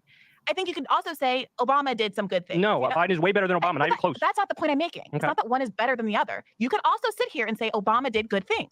Now, the way you bristled at me saying that, I could say, oh, why won't you just acknowledge that Obama did good things? The same way that you're saying that leftists won't acknowledge, they bristle when you acknowledge that Biden did good things. And it's because we have different standards and we're making different kinds of comparisons. But that's not my issue because they're not even acknowledging the good things is my point. I have a list of 47 things here and I've heard nobody talk about any of them. But let me get to the core of this point. The reason that people are frustrated with that kind of analysis is because it's been used for so long by liberals to justify why people shouldn't be asking for more. I'm not saying that that's what you're doing. But if you bring up something like student debt, when the consensus of all the student debt experts that I've talked to on my podcast, people from the Debt Collective, the Asher Taylors of the world, the legal experts I brought on, is that there was a path toward doing this, to canceling all student debt that would not have been stymied by the Supreme Court. The same authority that Donald Trump used to enact the student debt moratorium, which has been ongoing until beginning of this month for the last 3 years, was the same authority that he could have canceled all student debt with a stroke of a pen. He chose not to do that because he decided to means test the program. He circulated those documents. I got one in my inbox last August, I believe it was, to see if you qualify for student debt. It was a very easy form. But when he did that, that started the clock for people to be able to challenge it in court, which what 6 states did, 2 of them were successful, and now here we are today. Not only did he decline to do the unstoppable mechanism to actually cancel all student debt, he additionally chose to use a legal authority, which when many legal experts said was the most vulnerable one. So you're now saying, no, he could have used the Higher Education Act. He did. He did. He could have done that in the first instance, but he didn't. And now we tried it again through the Higher Education Act. The idea that it's a conspiracy, he doesn't want to actually cancel it. No, he appealed the case like 4 or 5 times, and then at the end of it, when the Supreme Court said no, you can't do that, he said fuck you, I can, and he did the Higher Education Act. That's exactly what we wanted him to do. Then he does it, and people go, oh, that's not good enough. And it's like that's ridiculous. Kyle, what we wanted him to do was first and foremost because it wasn't good enough. No, I expected him to do nothing on student debt. This is the point I'm trying to get across to you, is that I expected nothing from Biden, and he did way more than I expected. Let's be honest about that. It's not about your expectations. We have different expectations. And see, that's the problem with the Kyle people, the you know, the Democrats, is like they don't expect anything of Joe Biden. So when he does stuff, they're like, oh yeah, thanks. Like, no, that's not good enough. Like, you had the chance to cancel student debt and you didn't do it. Just like he had a chance to codify Roe v. Wade into law like 2 months before Supreme Court ended up ending it. Like, no, we're not going to sit here and say, oh, you did a little bit good, so we got to give you credit for that. Then we should be doing that with every fucking leader that's ever been in power. Like, no, all of a sudden, because, you know, Abraham Lincoln freed the slaves doesn't mean that there wasn't, like, still, you know, he didn't own slaves himself and there wasn't other slaves still going on. Like, there's still, okay, cool, you did something great, but it hasn't changed anything. Like, there's still people out here that owe fucking money for college. Like, what do you I hate yeah, I mean, I think that I mean, I was listening to Tim Black this morning a little bit from a few days ago, and he basically said that Kyle's changed, and you know, he said that the hair dye changed his ideology. Joking, of course. That's the ongoing joke. No, I mean, he's trying to find an excuse to praise Biden. For some reason, he likes Biden. He has an empathy for Biden, likes Biden, and that's what it comes down to. So he's taken a few little minor things that we can expect from Democrats to do. You know, even many of us who are harshly critical of the Democrats, we know that they're going to do some tiny little things here. But what they do is they take these tiny little half-ass measures and these breadcrumbs, and then they'll be like, yay, they're really kicking ass. And they tried to make it sound like this is the second revolution or something like that. I mean, it's just kind of like, you know, they just take things that are their virtue signals and tiny little things that are easy to do. You know, I mean, I'm not all that impressed with Biden. I mean, is he a little further left, maybe, than Obama and Clinton? By accident. He's done some things by accident because he's an old man. I'm not trying to be ageist, but he done some things from the way politicians use to do things, and he uses an old method. But you know, it still doesn't change him for being crime bill Joe Biden. No. I mean, African Americans were unfairly targeted and incarcerated because of that damn crime bill in 1994. And you know, and a private prison industry grew exponentially because of it. Yep, absolutely. And you know, but you hear some people like, "Oh no, we need more of that." No, we don't. I mean, we need to give people a second chance from all walks of life. We need to be a more forgiving society instead of ruining people's lives when they're incarcerated. You know, especially for bullshit reasons and everything. And like Brianna Joy Gray said, a stroke of the pen could have taken care of a few things. And he wouldn't do it. He wouldn't do it. I mean, you know, even something as simple as stimulus checks. Hey, under Trump, we have stimulus checks. They pretty much came to a stop as soon as we had that last $1,400 check. After that, you know, if he would have just done that alone, that slim majority that the Republicans had, the Democrats would still be in charge today. Just doing that alone. Yep, I freaking agree. Yeah, the comment section is off the hook. I love you guys. You guys are awesome. Rivet Head did a really good one. U.S. mainstream media were just dragging AMLO for doubling the minimum wage, providing full non-means tested poverty measures to all who qualify, and that too many of the millions lifted out of poverty in Mexico were elderly people, and we're supposed to applaud Biden for minimal means tested student debt forgiveness. Exactly. Yeah, I get very nervous when I hear people talk about means testing. One of the reasons my dad does not like George W. Bush is the VA program got means tested during the Bush presidency to pay for that war in Iraq, because my dad's a veteran. He can't get any benefits from the VA because he makes too much money now. I mean, and that was supposed to be promised for everybody that served in the armed forces. Yep. And the people that don't make enough money and actually do get it, they have to wait years to get it. And by then they're pretty much done and over with. Like they're past the point of needing help by then. Like my own cousin is a veteran and was blown up in the Iraq war. And man, he waited so many years just to get his VA money to be able to, you know, live afterwards.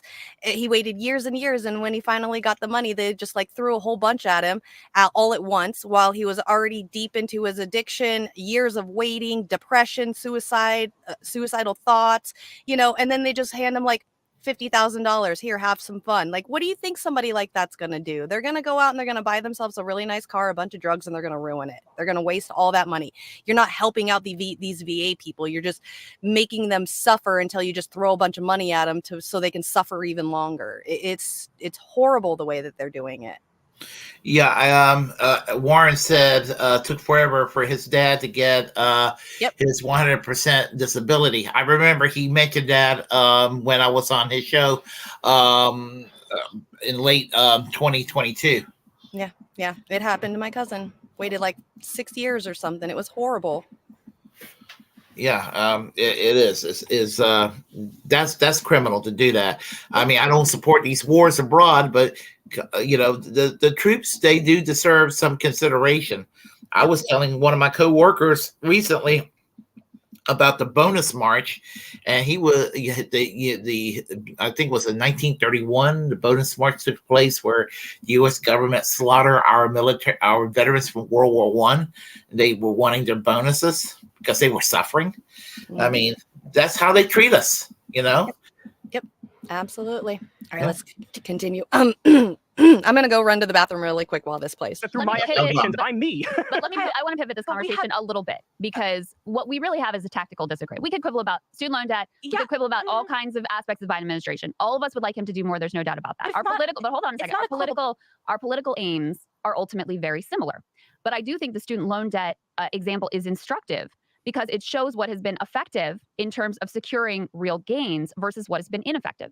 Jill Stein running in 2016, I don't think she was a spoiler, but the Democratic Party thinks she was a spoiler. They put that out to the public.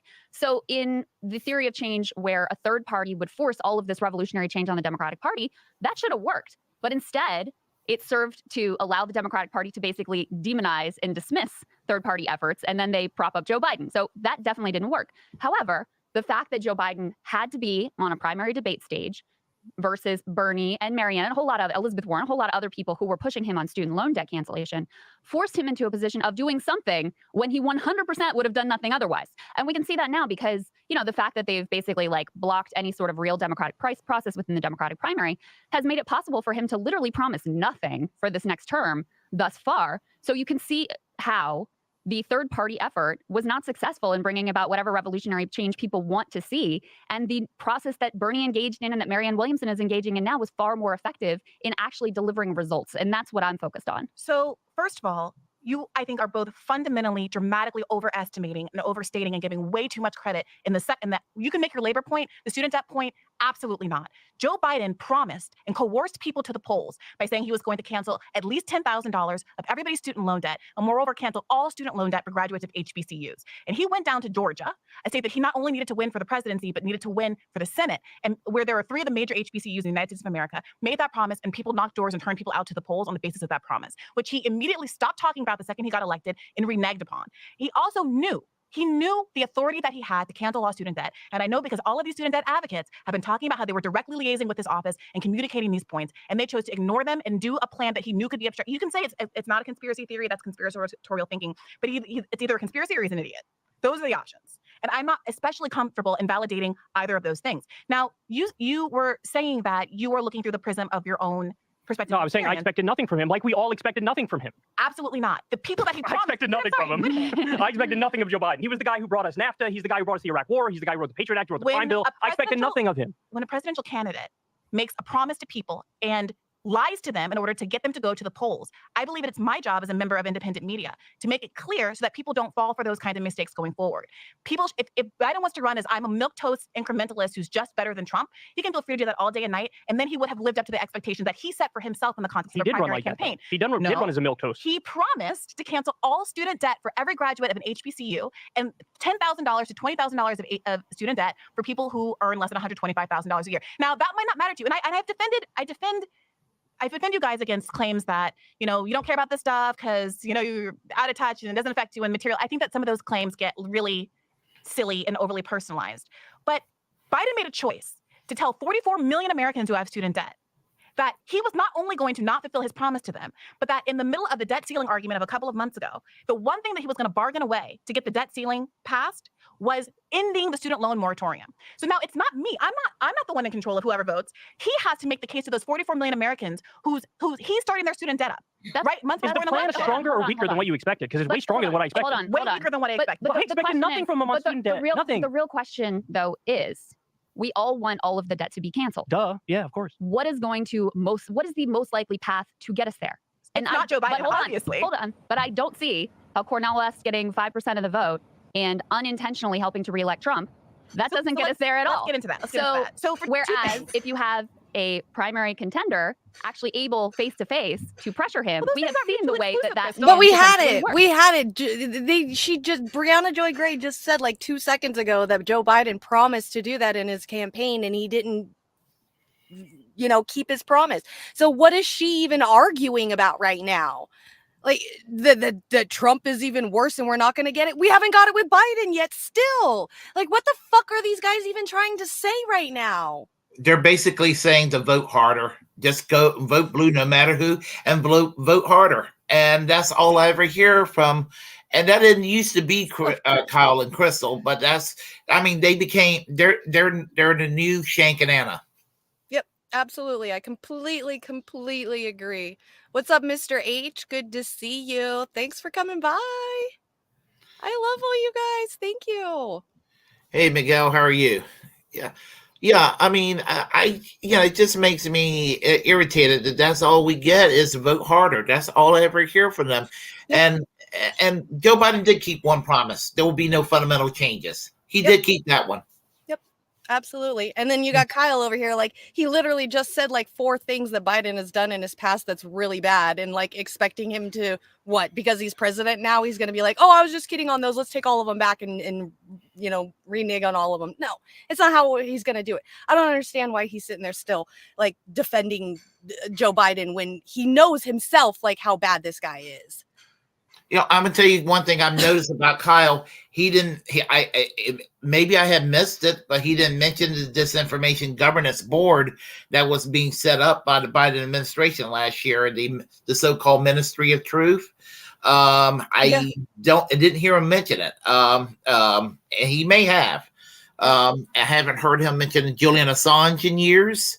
You know, things that he used to talk about that were, you know, that might sound like it would come out of the gray zone. You never hear him talk about that anymore. Right. You know, because it's a little bit, you know, it's a little bit too out of the mainstream for the people. You know, he won't be able to go to the cocktail parties anymore with he and Crystal. So I freaking completely agree. Yeah. Those are mutually exclusive. So why is that an argument against Cornel West? It doesn't have to be exclusive, but do you think that the project of defeating Trump is worthwhile at all? Because I would turn back on you. Ask the question, like, where's the bottom of the lesser evil question? Like, where does that end?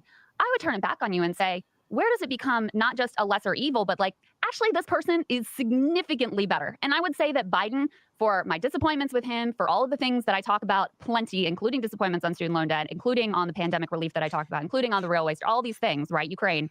At what point, though, do you acknowledge that this person is a lot better than Donald Trump? And so when you're in this binary choice where let's not pretend like Cornel West is going to be president of the United States, it is worth making the choice in that situation to reelect Joe Biden and get the NLRB and get the antitrust stuff and get what is at hand to be gotten in this moment and live to fight another day. So for one, Crystal, somebody might say, and people did make this exact argument against Bernie It Sanders. doesn't work He's that on the way. stage, but I'm not going to vote for him. I'm not going to weaken the person who's ultimately obviously going to be the president of the United States. Why not vote for Biden in the primaries? Why? And you're wrinkling your brow because it's a ridiculous argument. I completely agree. I don't see the argument for Marianne and against Cornel West. They have nothing to do with each other. You can vote for Marianne in a primary. You can be happy that she's on the debate stage, which obviously they aren't allowing, which is material to this argument, I've got to say. Some people you're saying, what is the Green Party going to do? The Democratic Party has demonstrated that it won't host a free and fair and open primary. Wait, I get that. But how does Cornel West getting 5% of the vote and helping unintentionally to reelect Trump, how does that move us towards our two goal? things. One, you said this in the now viral clip, that just framing Cornel West as the spoiler, looking at those polls. In those polls that you referenced, Biden is losing in both of them, with or without Cornel West in the race. Now, Cornel West makes it worse. I just want to clarify one thing. I'm not blaming people or saying like it's their fault for Trump getting reelected or whatever. But I am saying we would like it if the way the Democratic Party responded to Cornel West would be to cancel all the student loan. But we know that's not reality. So we know that what ought to happen and the reality of what will happen are two very different things. Let's get to the second point. Yeah. You framed the 2016 votes for Jill Stein and the reaction of the Democratic Party subsequently as evidence that a concerted movement effort to withhold one's votes has been proven ineffective.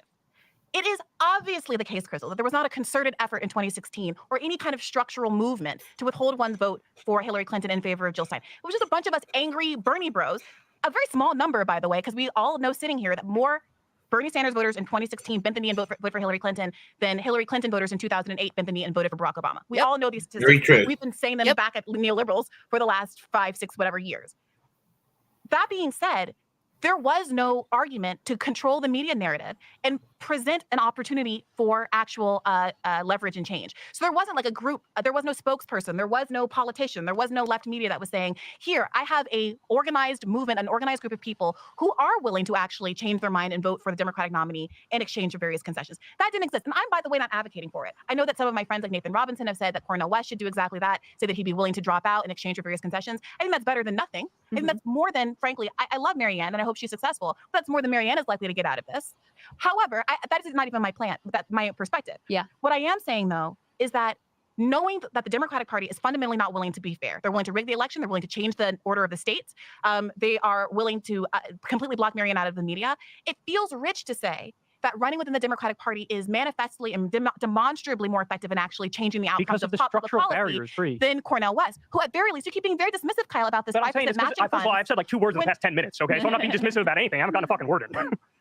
Okay, what is that I'm chopping at the it's the structural barriers against running as a third party, as rigged as it is by the DNC against outsider Democrats. This is what I was talking about earlier before the show started. The whole like white savior complex thing, like the having to talk over. Like, you've talked, bro.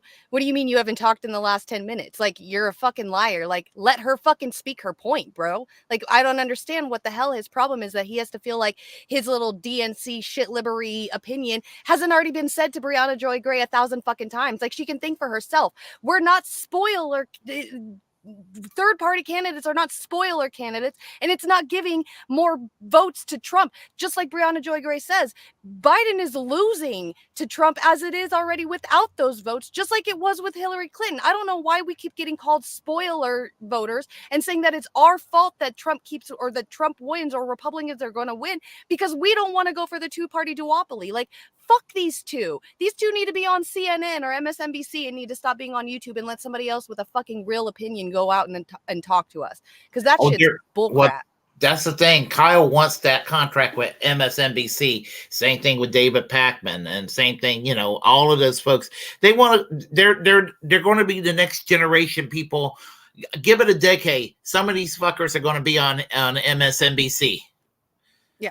Yeah. I mean, they will be. Yeah, you're about to see Brianna get a little bit more irritated with these two, which I am so on the side of Brianna with this whole thing. Me too. I'm hard pressed to see her being wrong on just about anything. And people hate a lot on Brianna Joy Gray. Yeah. But you know what? She was the best part of Bernie Sanders' 2020 campaign. I mean, she was. Well, her and Stephanie Kelton. Stephanie Kelton was like my favorite in Bernie Sanders, but yeah. Yeah, I mean, when I got introduced to Brianna Joy Gray, I mean, she was basically telling Bernie, "Do not give up. You know, get as much. If you're going to do it, get as much concessions out of it." And since then, she's just been viciously attacked by all kinds of people, and just like.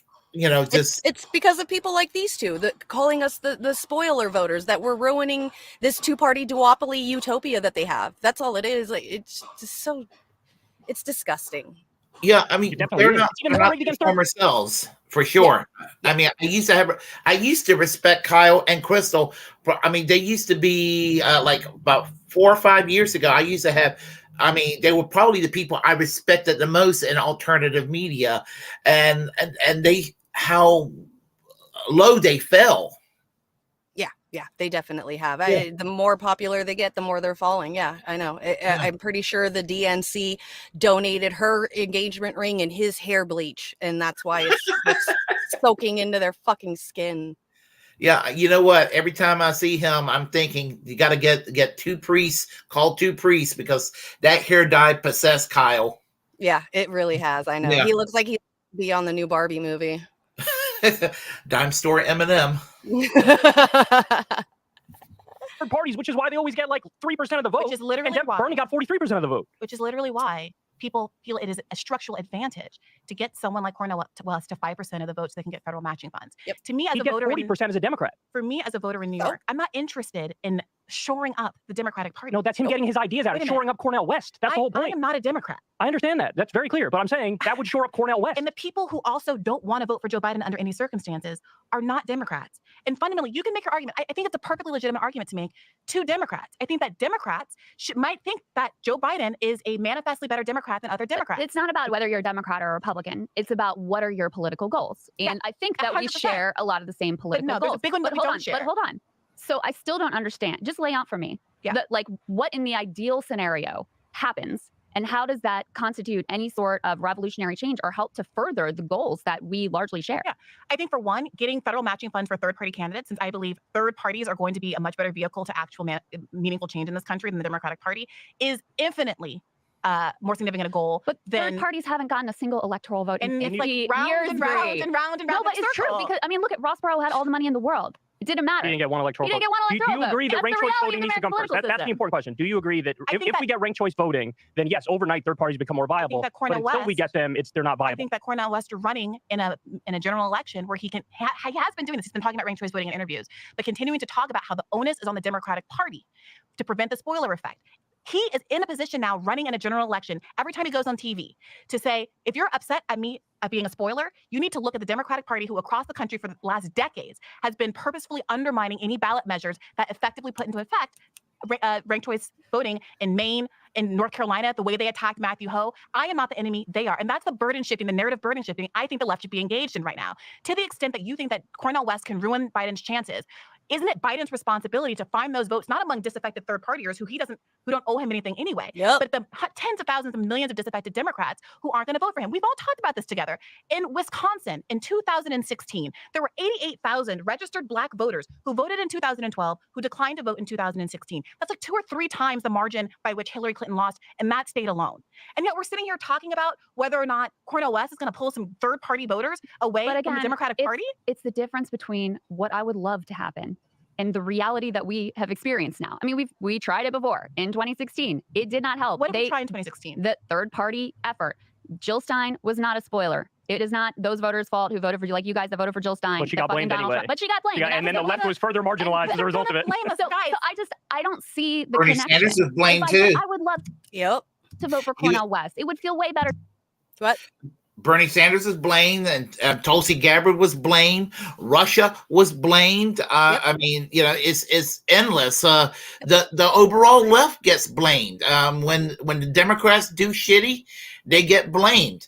When the Democrats do well, they don't thank the left. They're totally ignored and everything. I do want to answer Skylark real quick. We were talking about this earlier. He said Mark of the Beast argument about poor people only being poor based on other people having more in comparison just shows the dude is the worst aspect of capitalism. He's not class conscious. He used to be a right-leaning libertarian years ago. My understanding is he's in Party for Liberation and Socialism now. And I think he probably still has a little bit of baggage of that from the past. Who? Mark of the Beast. He was commenting on that. Oh, okay. That's the guy that we were just watching, the little incel kid? Yes. Okay, that makes sense. To vote for Cornel West. I share his politics almost 100%, but I don't see the connection between voting for Cornel West and achieving any of the aims. And I see a much more direct connection between protecting the Biden National Labor Relations Board and allowing this little budding, exciting, amazing, potentially transformational labor movement to actually grow. Whereas if Trump gets reelected, which is, listen, it's the fact, based on how the Democratic Party is going to respond to Cornel West's election bid, it is more likely that Donald Trump gets elected with Cornel West in the race. And that, to me, is a massive loss because we know what his record is. We know what his National Labor Relations Board was. We know who his labor secretaries were and how they were engaged in all this union busting. And so I see a much more direct connection between that moving the ball in our direction than, Cornel West getting 5% and either his candidacy not really mattering at all, or being used once again to, smear the left, marginalize the left, and say these are just the people that are interested in getting Trump elected. So to that second point, I'm just going to be honest. Not only do I not care about arguments that the left is going to be smeared, I think it's silly because no matter what we do, the left is going to get smeared. Bernie won Nevada, and it was, oh my God, we're going to decapitate people in Central Park. It is, I think, deeply unrealistic to expect that there's ever going to be a left movement that genuinely challenges power in this country that's not going to be smeared. And if you are choosing your political strategy on the basis of what's going to get you a pat on the head from MSNBC, I know this, I don't mean to mischaracterize you, but that is naive. Listen, that's fine, and I agree with you. Left is going to be smeared, but the question is, what is actually going to move the ball forward? I'm confused by why and I just don't, because I don't see. Because policy is all that matters. Because I don't see how Cornel West. But they think that Biden is going to move the ball forward, as if Biden in the last his entire political career has moved the ball forward in the right way. These guys don't even remember 100 years ago the Democrats were just changed to the Dixiecrats. They used to be the party of slaves back in the day. This whole fucking thing is just absolutely insane and wild to me. It's just crazy. And helping to reelect Trump. Ends up with things going in a better direction. Like that, Crystal. He gets 5%, and then the Green Party, a third party effort, it gets stronger and more well funded and more able to compete in future elections. Until we have ranked choice voting, there is no even 1% viability for them. Can you admit that? Can you acknowledge that it's until we get ranked choice voting, no third party has any chance in hell. You agree with that, right? Has been doing most of the ranked choice. Who do you think? Can I answer it? It's a simple question. I'm going to answer it in my own time, in my own words, Kyle. Here's my part. It's a simple one. This right the here. ranked choice voting thing. If we get ranked choice voting, I go around. I do a lot of podcasts, and I don't know what's going on right now. It might be the phase of the moon. We had the double moon last month, but I'm getting a little frustrated with feeling shouted down and disrespected in every single space that I go into. I gotta say, I promise I'm gonna answer your question, Kyle. Sit tight. I got it coming for you. I'll sit tight. Can you just? Oh shit. Who do you think has been doing the bulk and the best funded? Can you like see the frustration in her? Like, oh my gosh, this shit drives me crazy. I adore her, and I'm gonna tell you, there are times that I mean, she handles things with so much class, because there are times that she would be totally justified to explode on some of these people that goes and just crap on her the way she gets crapped on. And I mean, I saw it last year with Shank Ugert, the TYT, the conversation. He was such a fucking asshole to her. You watch that? I think so. Yeah, I was think I did. angry watching that, you know. Yeah. But I mean, but it's funny because you could tell she's ready to let them have it. You could just see the gears grinding in her head. She's ready to let them have it, and she chews them up and spit them out at the end. And all that. But yeah, I mean, she's so disrespected and all that. And think about it is the whole thing about ranked choice voting. Kyle gets it. We need ranked choice voting, but he's acting like we should do it at another time. What, when there's good times? And I guess when if the Democrats decide to do good things, we do ranked choice voting. Well, the Democrats are doing good things. There's really no need to do ranked choice voting. There's never a good time to do things. You just do it because you have to. Mm-hmm. And same thing with third parties. Yep. Yeah. Yeah. Good job. Yeah, Rivethead. The only mistake Brianna Joy Gray made in this interview was not bringing a fully fueled chainsaw to take to this table. So fucking true. Is voting advocacy in terms of getting on ballots and getting it passed in the United States of America. Third party voters. The Libertarian Party. Yeah. Because unlike the Green Party, I'm no fan of the Libertarian Party, but for obvious reasons, they were enormously better funded than the Green Party. And they, as a consequence, have been able to make much greater gains and actually getting ranked choice voting passed around the country. What I'm saying is that there's a tangible material benefit to getting more money for a Green Party, whatever third party happens to be, but right now all we have is the Green Party for obvious reasons. Getting them more money to do the work across the country to advance third parties, ranked choice voting rather, is exactly the goal that you're articulating. So yes, I do see a direct connection between your goal, your stated goal of getting ranked choice voting and voting for the Green Party. You know who's not going to fight for ranked choice voting? The Democratic Party. Here's my point. They're fighting in DC. A 1% Yeah, because chance. they keep winning. Because no matter what, they're either going to win or they're going to win again in 48 years. So yeah, of course, like it's like the rich people saying, well, then just if you're poor, make more money because you can be like me one day. Like it doesn't work that way. You can't just sit there and say that kind of stuff. Like you're wanting us to not vote for a third party to keep Joe Biden in, but all we're ever going to get with Joe Biden is incremental change, or any kind of Democrat is incremental change, and that's not enough. I'm sorry, but these Gen Zers and these Gen Alpha kids are growing up to be a voting age, and they're already, my generation, the millennials, have already been seeing how shitty this is. They're seeing it a lot faster than we are. We're not going to sit here and take all of this shit, this whole like status quo, tote the party line, vote blue no matter who, because he's better than the Republican candidate, because the Republican candidate is super scary and is going to ruin America and he's a fascist and blah blah blah. All of this is such bullshit. It's just the status quo keeping it in line and making us stick with and think that incremental change is the way to go. Like, I'm sorry, but am I ever going to see, like abortion rights codified into law by the time I'm dead? Probably not, if Democrats still keep getting into office. No, they got a new excuse to say vote harder for us. I can guarantee you, when Roe versus Wade was overturned last year, all these loud Republicans, some of them were probably upset that secretly that it got overturned, because that's why they only have 4 or 5 seats. Was it like 4 or 5 seats, a race with them majority in the House? If the Roe versus Wade would still be the law of the land, the Republicans will probably have about 20 seats majority right now. Mm-hmm. Yeah, because a lot of them are like, hey, we done our job. We don't have to do anything anymore. And some of them, you got some peculiar people that probably went back to voting for Democrats or didn't, or stopped voting in general because that was their number one issue. Mm-hmm. Yep. And anyway, yeah, both parties kind of do that. Their own little carrot stick take on things. Yeah.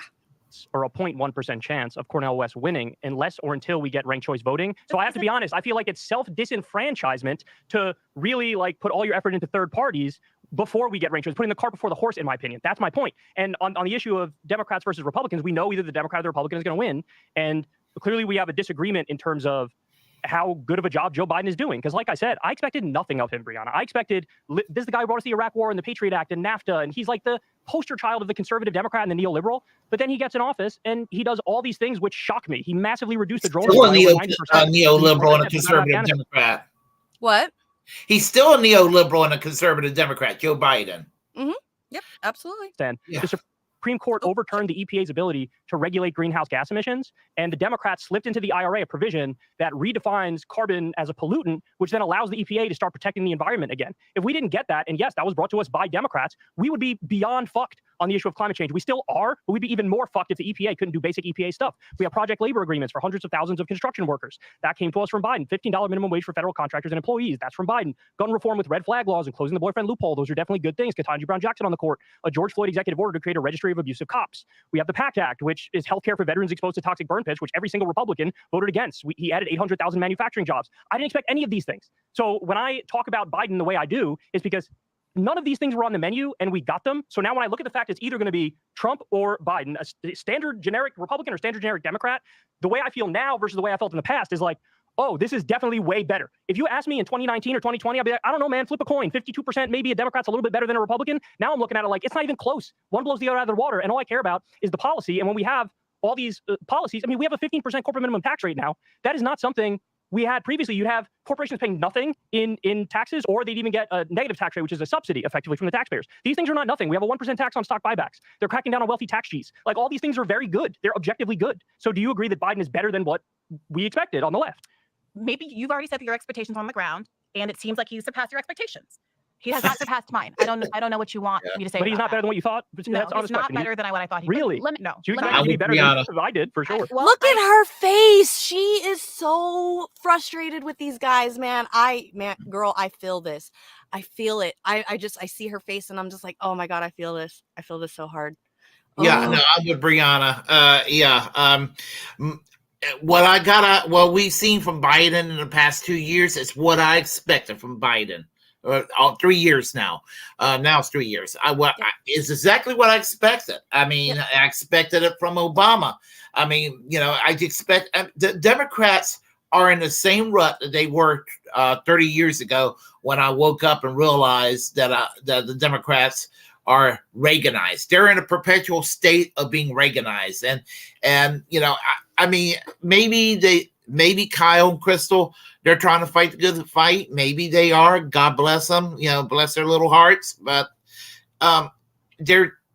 it's pointless. You got to go. And I mean, I'm not voting for anybody in the two-party system ever again. No. I mean, I won't vote for Republicans, obviously, but I'm never going to vote for another Democrat either. Because Kyle's outlook on this is absolutely ridiculous to me. Like saying that his bar for Biden was set on the ground, so anything that he does is really great. Like that's Kyle is like so wrapped up into his bubble. That's like saying us women should have no expectations on going into relationships with men, and when men come home every night from work and say hi, that we should be super excited about them doing that because all they did was come home from work and say hi, and that's it. Like, no helping around the house, no, doing the basic necessities of keeping a relationship intact. Us women should just stick with the fact that the man comes home every night from work, and we should be excited about that. Like that's his kind of expectation that he's doing with Biden is the same thing. Like pretty much what the patriarchy says we should expect, us women should expect from men in relationships, is how he's expecting Biden to do his presidency. It's absolutely ridiculous to me. Nobody should ever set the bar really low, and basic necessities should be taken care of no matter what. I'm sorry. You can sit there and say that he did the PACT Act and all this other little whatever tidbit things he did. No, it's nothing. I'm sorry, but we've been dealing with the same thing for years and years and years and years and years and years. We don't have to deal with it anymore. I think that's stupid. That The comparison only was the only good thing, only positive thing I can say about Kyle on this day, September the 8th, 2023, is that he was a little bit ahead of the other gatekeepers in criticizing AOC. He does criticize, he does push back against AOC a little more than TYT were doing, or Sam Cedar, or David Pacman. He did that much, and that I will give him credit for even now. But other than that, he became one of them. He basically is David Pacman, who uses a little more foul language. Yeah, I agree. Yeah. Expect him to. Well, I didn't really expect him to fulfill his campaign promises, but I'm not going to pat him on the back when he so flagrantly lied about them. No. But let me ask you a related but different question. I mean, how do you assess the difference between a Trump and a Biden? Acknowledging that, I mean, I think you would acknowledge it's not, Cornel West is not going to be president. I'm going to be honest with you. If it's about convincing me how Brianna Joy Gray is going to vote, Brianna Joy Gray lives in D.C., is constructively disenfranchised, and Brianna Joy Gray also is sympathetic to accelerationist arguments. So I am not afraid of Trump, and I will never for the rest of my life, I don't care if I live in Pennsylvania, I don't care if I live in Georgia, vote out of fear. That's not who I am. That's not who I was raised. That's just me. And I recognize that I am radical. I recognize I'm not telling anybody to be like me, but that's who I am. So, but just to get back to the question, I mean, do you acknowledge that Biden is better than Trump? I genuinely want to know, like, how do you assess? Do you see they're like roughly I think the it depends on what same? metric they're using. There are people who will take everything that you just said and say, if Biden escalating in Ukraine the way he has been doing, missiles going off deeper, closer to Russia that are Western in origin, and the doomsday clock ticking down on World War III the way it has been done, cancels out all of the meaningful gains that you just articulated so nicely. If it comes down to World War III versus that litany of achievements that you just articulated, there are people that, with the hindsight of living in the nuclear holocaust, would say, well, I guess that Trump actually was a better president.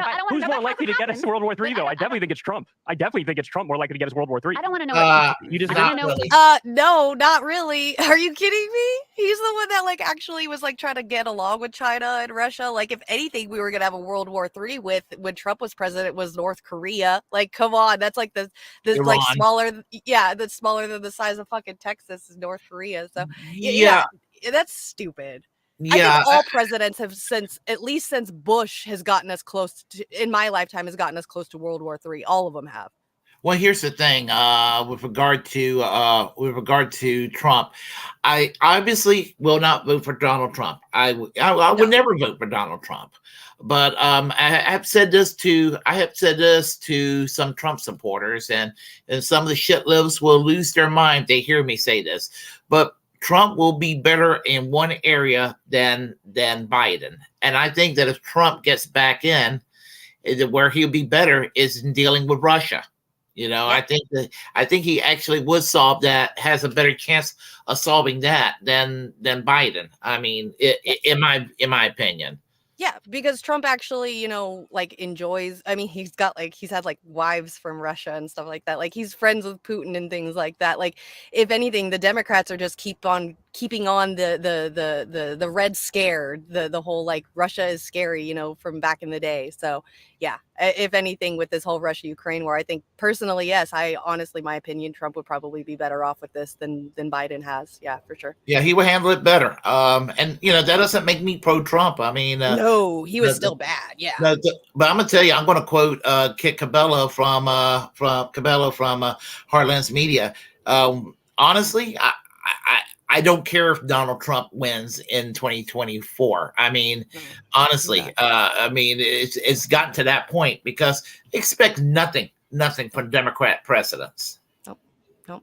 I expect the same from Democrat as I do Republicans, for sure. Pretty much, yeah. Yeah, exactly. Both are turds. I want to know what you think. Do you think that that's accurate? Because to me, I look at the record. We don't know until history happens what history is going to do. I wouldn't have expected that under Biden we would have gotten in the middle of this war with Ukraine and Russia. I would not. That wasn't on my bingo card either. Yeah, but we know that Trump was actually more hawkish towards Russia than he built up on NATO's border. Obama was. Troops on NATO's border. We know what he did with Iran. We know he said he was going to get on Afghanistan. Biden actually did it. So we can evaluate these two claims. We shouldn't believe anything that Donald Trump says about Ukraine. A toxic. This is literally just a vote blue no matter who conversation, a lesser two evils conversation. No, it's a let's discuss the facts and how you weigh them conversation. How about this? Biden can be 10 times better than Trump. Let's concede that for the sake of argument. I'm not voting for him. And millions of other people feel the same way because it has absolutely nothing to do with that. I don't know how else to express this to you guys. Kyle, it's not that there is a disinterest or a failure to recognize what are meaningful changes, but there is a realization that acknowledging gains when the possibility of what someone could be doing to help the population that elected them, when there is a huge gap there, it can be papered up by championing someone's accomplishments. And people are reluctant to give credit precisely because they think it will end the conversation about how much further people should be pushed. So it feels akin to saying, Jeff Bezos was walking down the street and he gave a $5 to a homeless person. It's not that. Oh my God. Don't you want to pat him on the back? And it's like, well, yeah, on some level, I'm glad the homeless guy can give a sandwich. But your framing of the student debt issue is accurate. Yes. Is precisely what the problem is. It's not a problem. Look, I am actually discussing the facts that I learned through reading 1,000 articles on the case. Now, if I bring up those facts and it triggers some idiots into hating me, so be it. They can hate me all they want. The facts still matter. What are you talking about? Okay, I didn't expect him to appeal the cases. He appealed the cases. I didn't expect him to do the Higher Education Act after the Supreme Court slapped it down. He did the Higher Education Act. I didn't expect him to do any of it, and he did it. And this is something that, if I said early on, Biden's going to do nothing on student loan debt, everybody on the left would have been like, you're right, he's going to do nothing. Now he does 5, 6 different things on it, and it's like people go, no, doesn't count. I'm not saying what he's doing is perfect. Obviously, the best thing to do is to wipe it all out through executive order, and he has the authority to do that. That'd be the best thing to do. He didn't do that, but can we at least acknowledge the facts of what went down? And I see this rugged insistence. Honestly, it's like Biden derangement syndrome among some people on the left, and it's like Democrat derangement syndrome among some people on the left. The fact that we can't all agree very quickly that, well, obviously Democrats are not 10 times better than Republicans. They're 100 times better than Republicans. And even if you are somebody who's a purist and you're on the left, you can acknowledge a W in the instances you get it while still pushing for more. I mean, a perfect example is what's happening in Minnesota right now. Minnesota has a 1-seat Democrat majority. We got universal free school meals, legal weed, carbon-free electricity by 2040, tax rebates for the working class up to $1,300 if you make under $150,000 a year, 12 weeks paid family leave, 12 weeks paid sick leave. They banned conversion therapy. They did red flag laws for guns. They did universal background checks for guns. They did automatic voter registration, public free college if you make under 80K, a ban on PFAs, which is the forever chemicals, $2.2 billion increase in K-12 school funding, sectoral bargaining for nursing home workers. These things are all not little wins. They are huge wins. And I still see this insistence like we're back in 2016 or something where people are like, no, Democrats and Republicans are either equally bad or actually Republicans are the lesser evil. And I think it's idiotic. It's doomerist. It's nihilist. Yeah, that's in Minnesota. I live in North Carolina. The Democrat, I know about what happened in Minnesota. The Minnesota Democratic Party, the Minnesota is called the Democratic Farmer Labor Party in Minnesota. They even have a better name in Minnesota. It's a Minnesota thing. It's not a nationwide thing. And if they're going to be so damn base, why don't they just break away from the Democratic Party and form their own independent entity, or link themselves with the Greens or something? He might be right about the the Democratic Party in the Democratic Farmer Labor Party in Minnesota, but it's a Minnesota thing. Yeah, exactly. That just shows the importance everywhere else. That just shows the importance of local politics, the importance of working in your local politics and getting things changed in your local area compared to a presidential run, which they're in a whole nother bubble that we don't even get to be a part of at all whatsoever. Exactly. As I said, politics is kind of local. And Jen Perlman did say that when I interviewed her, because she said that she's independent in her way, but she has to go and run in the Democratic Party, work within the confines of the Democratic Party. I wasn't arguing with her about that. I told her, she needs to do what she needs to do. I tell people they need to do whatever they think is best to do. And I think personally it's best to work outside of the party because I don't see anything. I mean, anytime I dealt with the Democrats here in North Carolina, it's a very conservative party here in this state. Yeah, even when I was in college, they were very, very they were very neoliberal, even right down to the college level. Yeah, a lot of the Democrats out here in California are very elitist. They're usually a majority of them are middle class. So yeah, they're like I said, they're all in their own little bubbles. So they don't even understand what's going on outside of those things. Yeah, we even had trouble recruiting minorities in our college Democrat group and at the university. I mean, it was super white. I mean, I couldn't figure it out either. Not that I'm into identity politics, but I was just like, there was not even diversity within the college Democrats. I was like, what's the deal with this? Yeah. Yeah, Hirsch says just like that, just like in Butte, Montana, they're all conservative but are a huge union town and actually combat corporations, especially after that toxic lake. Those mining companies left for them. Parties are different regionally, well, for the most part. Yeah, so like you were saying, yeah, it's a Democratic Party out there, but didn't you say it had like labor in it as well? So Yeah, the Democratic Party in Minnesota is called the Democratic Farmer Labor Party. They merged with the Farmer Labor Party in the 1930s, I believe. there you go. So it's kind of a union party, if anything. Yeah. Yeah, so it's not even really like Democrats it's its own thing. Like you can be, like, okay, yeah, you want to call yourself Democratic, that's fine, but that's a union party. They're for unions. That's yeah, it's a union party that's totally different. So they're going to be fighting against corporations and the rich elites, and the party politics doesn't really matter. So yeah, that's why they would be getting a lot of the stuff that they want, because of a union party, not Democrat party, union party. Yeah. Now labels can be deceptive. You know what the Republican parties call in Puerto Rico? What's that? The New Progressive Party. Yeah, that's what they do. They use these little words to trick people. Absolutely. Yeah. To acknowledge reality, and they'd rather narrative hump all day talking about Democrats are so bad, Democrats are so bad, Democrats are so bad, but oh yeah, I'm a leftist. Going back to the student debt point, it is kind of telling to me, Kyle, that you so quickly you injected your own low subjective, personal, and low expectations into the argument to say, well, because Joe Biden did more than I subjectively believed was possible, I am going to, you're accusing me of minimizing the accomplishments. I think that you might be minimizing his failures in the extent to which that he knowingly, it seems, lied about what he was willing to do, and in fact, dramatically underachieved his campaign promises. And for you, that might be a hop, skip, and a jump. Okay, but he did more than I expect.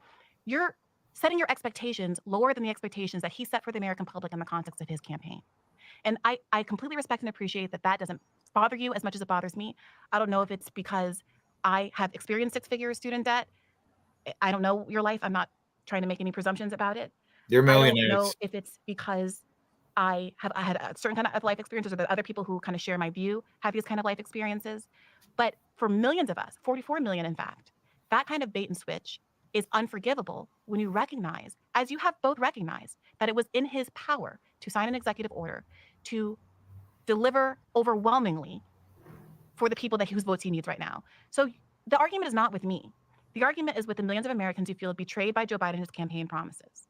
If we have a contract agreement for you to fix the hole in my roof and I give you $100, and you come into my house and instead you restage my living room and it looks beautiful, that simply wasn't the agreement. And so I am fine. I'm happy to acknowledge the furniture placement is gorgeous. I love the floral arrangements, but that's not what we bargained for. And if your desire is to push the Democratic Party left, you have to. Chris Hedges says this all the time. It's a politics of fear. If you are more afraid of electing Trump than the Democratic Party is, you are never going to be able to exert any leverage on them at all. And I understand that's a risky position. I understand Trump getting reelected is scary. I understand that there are meaningful ways in which he's hurt real people in real ways. I understand all of that. And we just have a difference of opinion about what the priorities are. You said in that viral clip, Crystal, if your priority really quick before she goes on this little viral clip about what Crystal said, that to me right there, that whole little section that just happened right there, that part that was the part that really pissed me off in this whole thing, because it just reminded me that white people, white men can sit there and just scream the top of their lungs, full of emotion, say whatever they want, but when a black person comes and has to debate that person, Brianna Joy Gray in particular has to be the cool, calm, and collected person of color, because if she starts going off like he's going off, she's going to be known as the crazy black lady instead of somebody like him being known as the crazy white person. Like, he's just going to be, oh, well, he's just speaking his mind and she's so emotional. Like, she's got to be cool, calm, and collective to be able to speak her opinion, but he can go off and lose his fucking mind and just start going off on things and laughing and like being facetious and stuff like that. Like, this is the part that pisses me off. Like, this is that like underlying racism in America that people don't realize that they have. Like, it pisses me off. Like, he can sit there and scream all he wants, but she's got to be cool, calm, and collective and talk nice and quietly. Well, it's racism, and maybe not intentional, but it's a subdued, deep down racism and sexism too. Because even regardless of color, a guy could be extroverted and loud. He's alpha, whatever. He's a leader. if a woman has those values and she's a little bit aggressive, I mean, she's considered, I'm going to use the word abrasive, but they'll use, there's another word that's, and I used the other word before, but it's impolite here to use it, but they'll use that other word, and it's a double standard. And frankly, I have seen her lose her temper, and frankly, she was totally justified whenever she has lost her temper, and she's kept her cool. I've seen it where she's done everything she could just to not explode. Yeah, no, I definitely respect her for doing this, and I wish she would have gone off on him, because people like that deserve it. I'm sorry, but the pretentious attitude that Kyle has over there, thinking that like everything that he's saying is the correct answer, like he's like stating, oh, well, this is facts and this is right and I'm right, and like you're not even listening to her point. You just automatically assume that you're right. It's just such a typical white perspective, and I get so sick and tired of the fact that people can't see that, and then she's got to sit there and be cool, calm, and collective just to get her point across. It's so frustrating. In the Democratic Party than X, Y, and Z. And I think that was we're almost done with this show, or with this thing, you guys. I promise we're almost done.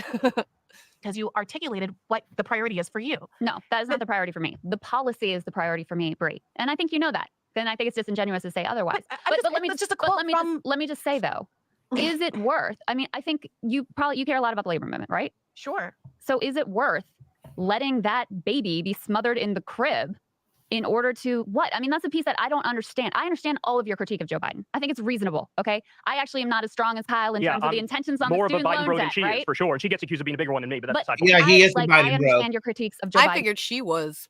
Yeah, me too. Many of them, if not all of them, I basically share. What I don't understand is just simply a tactical question of how focusing on a third-party effort helps gets us towards the goals that we share. That's a piece that, to me, recent history proves it has the complete opposite effect, whereas we do see actual progress that is possible made through the Democratic primary process. And I know you accept that, like you're not a Marianne. Okay, to answer, I don't know how Brianna Joy Gray is going to answer this question, but really quick, I just want to answer it. Okay, the reason why we think this way, for Crystal, just so she can hear this. The reason why we think this way is because we've had the two-party system for a really long time, and we're only getting incremental change. And every time a Republican comes into office, it backtracks us back to like 20 years or so, to where we have to, get another Democrat into office to at least get us back up to 10 years previous than what we already were when the Republicans went into office. So yeah, we're at a point where we're like, oh, this is never going to get fixed. This is a ratchet effect. We're like going to continue going right, just, never going any left. We're going to stay in the same place and keep going right.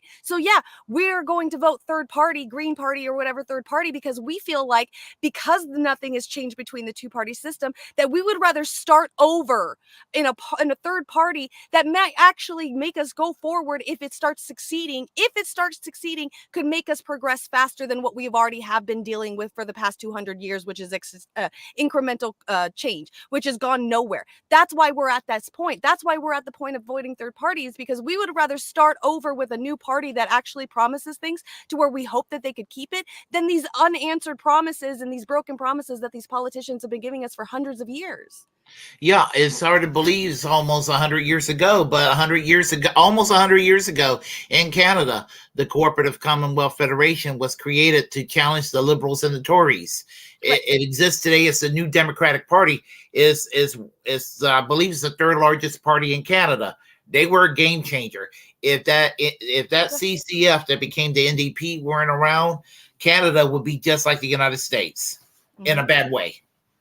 Yeah. So that's why, and it just doesn't make sense how Crystal and Kyle can't see that we're just tired of the two-party system and we'd rather start over than have to keep just dealing with this incremental change. It just doesn't make sense to me how they don't see that. Like, how are you, Crystal's a couple years older than me. Kyle is a couple years younger than me. Like, they're around my age. How can they not see this? Like, they're more enthralled or in all this and the insides and the all of it than I am.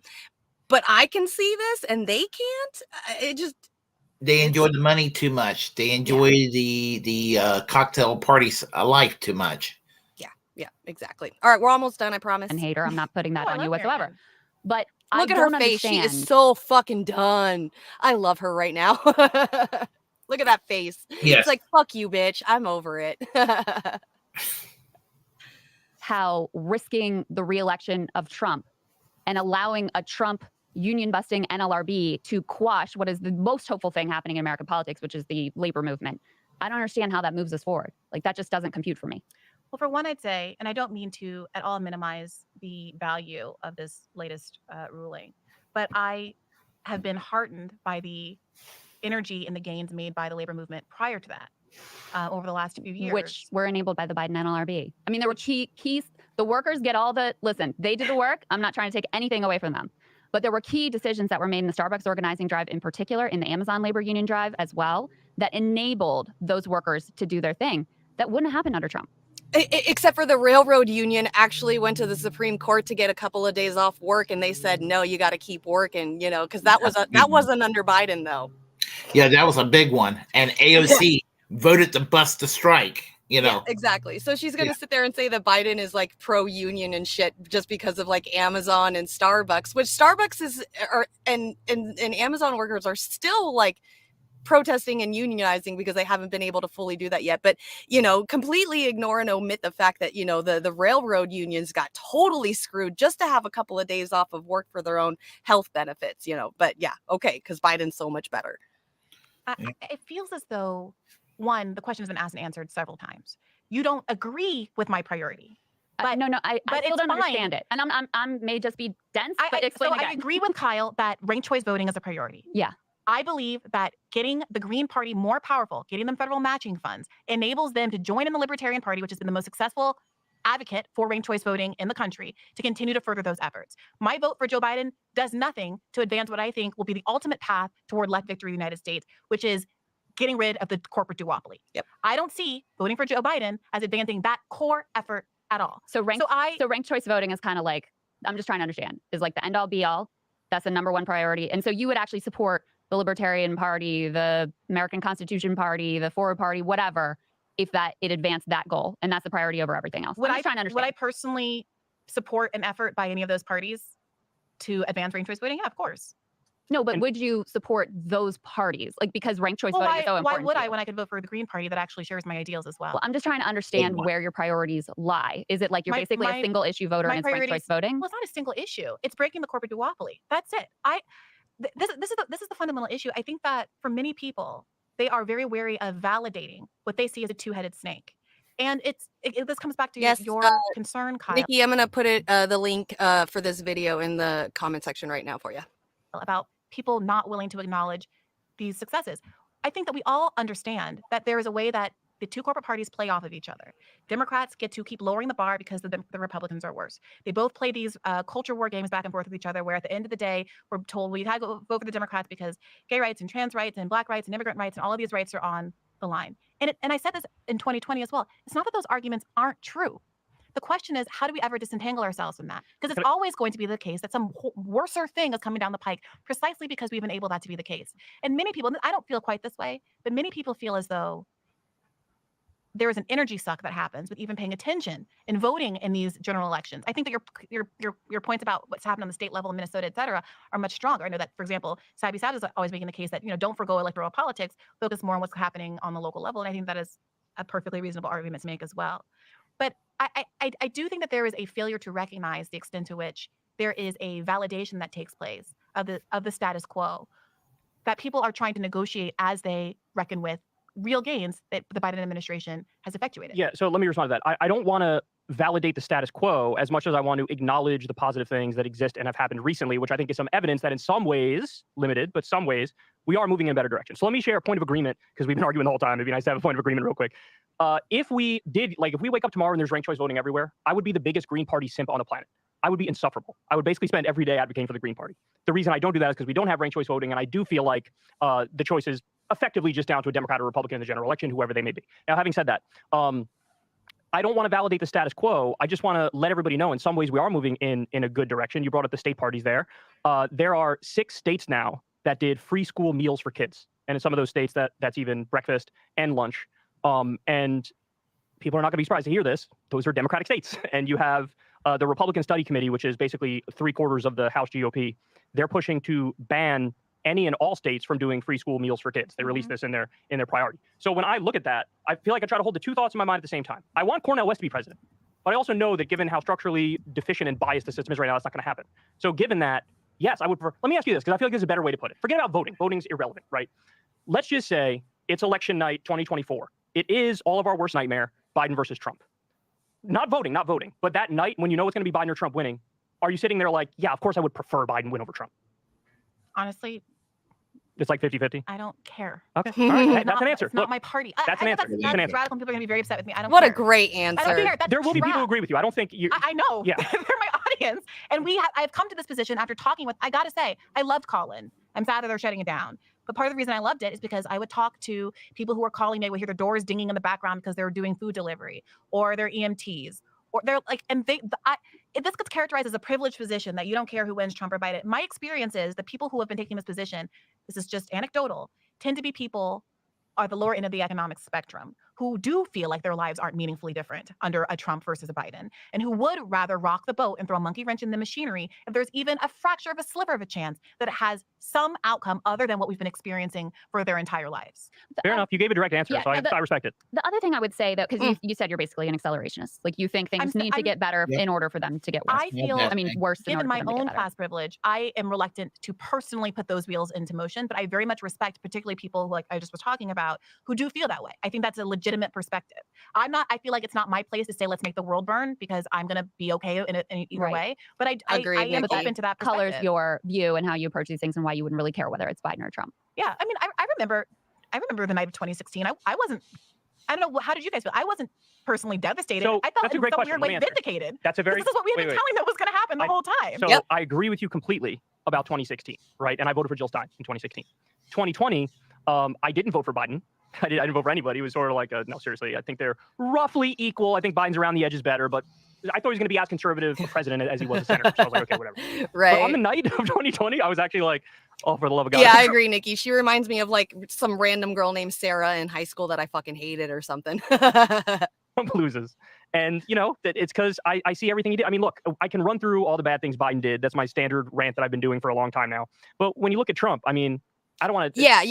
She did say that it's not her place. I mean, but that's, that's a lot of us is, it's not our place to say to let the world burn. But, like we're kind of just sitting back like, well, what else are we supposed to do? Well, I think that, like, for example, she was accused of being an accelerationist. And I think that that's the key right there. People, some of us, you want to call it the Jimmy Dore left or what have you. Yeah, I mean, that's what it is. That's what it comes down to. We've seen the bullshit of the Democratic Party. We're fed up with it. We're just kind of like, what the fuck? I don't care. The only way we're going to get change is when people realize we had enough of this shit. We're not saying we love Republicans, but, who cares if we're just going to get more of the same? So that makes me an accelerationist. I guess I am an accelerationist. I mean, I'd rather be an accelerationist than an incremental changealist. Yeah, or harm reductionist. And that's what Kyle and Crystal became. They became harm reductionists. Yeah. And I understand the argument for harm reduction, but they need to respect the people who may favor an accelerationist approach, because people need to learn. The people need that hard lesson to learn that the Democrats out there are there to fuck you just as bad as the Republicans. Yep, absolutely. Yeah, Ribbit had said it. Sorry, Kyle, but what parties are the mayors of New York, San Diego, San Francisco, Atlanta members of? Democratic Party. And what are these places implementing? Homelessness in Cop City. Yeah, out here in Los Angeles County, they've illegalized homelessness.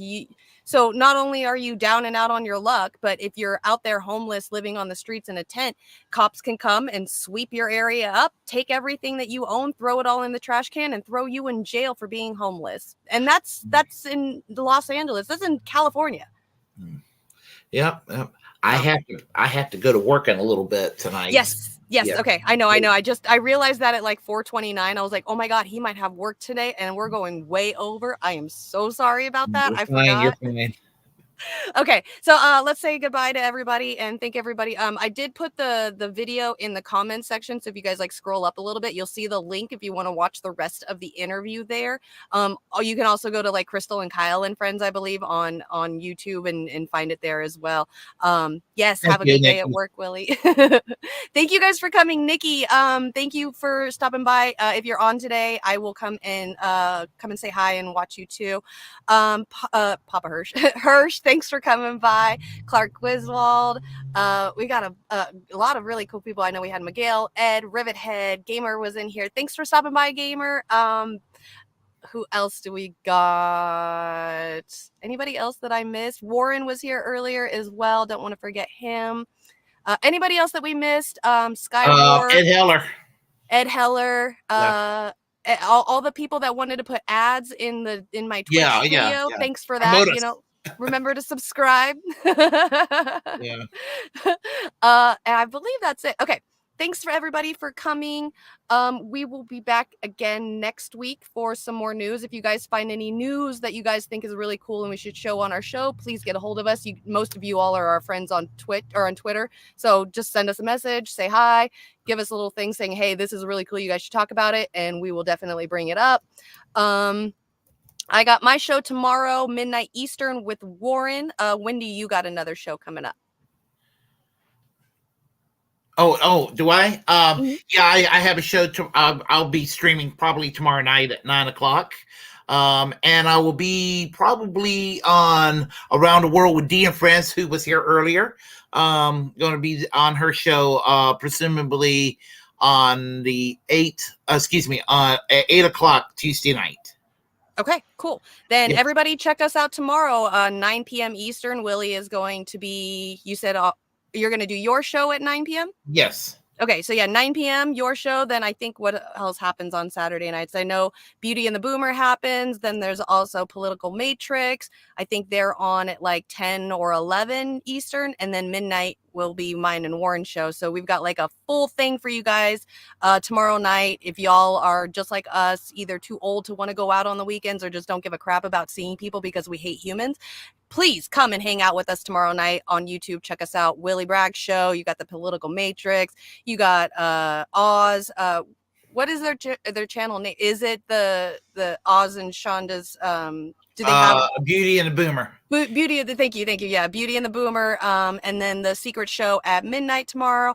I'm so excited. Tomorrow's going to be full of all kinds of fun. So please come and check us out.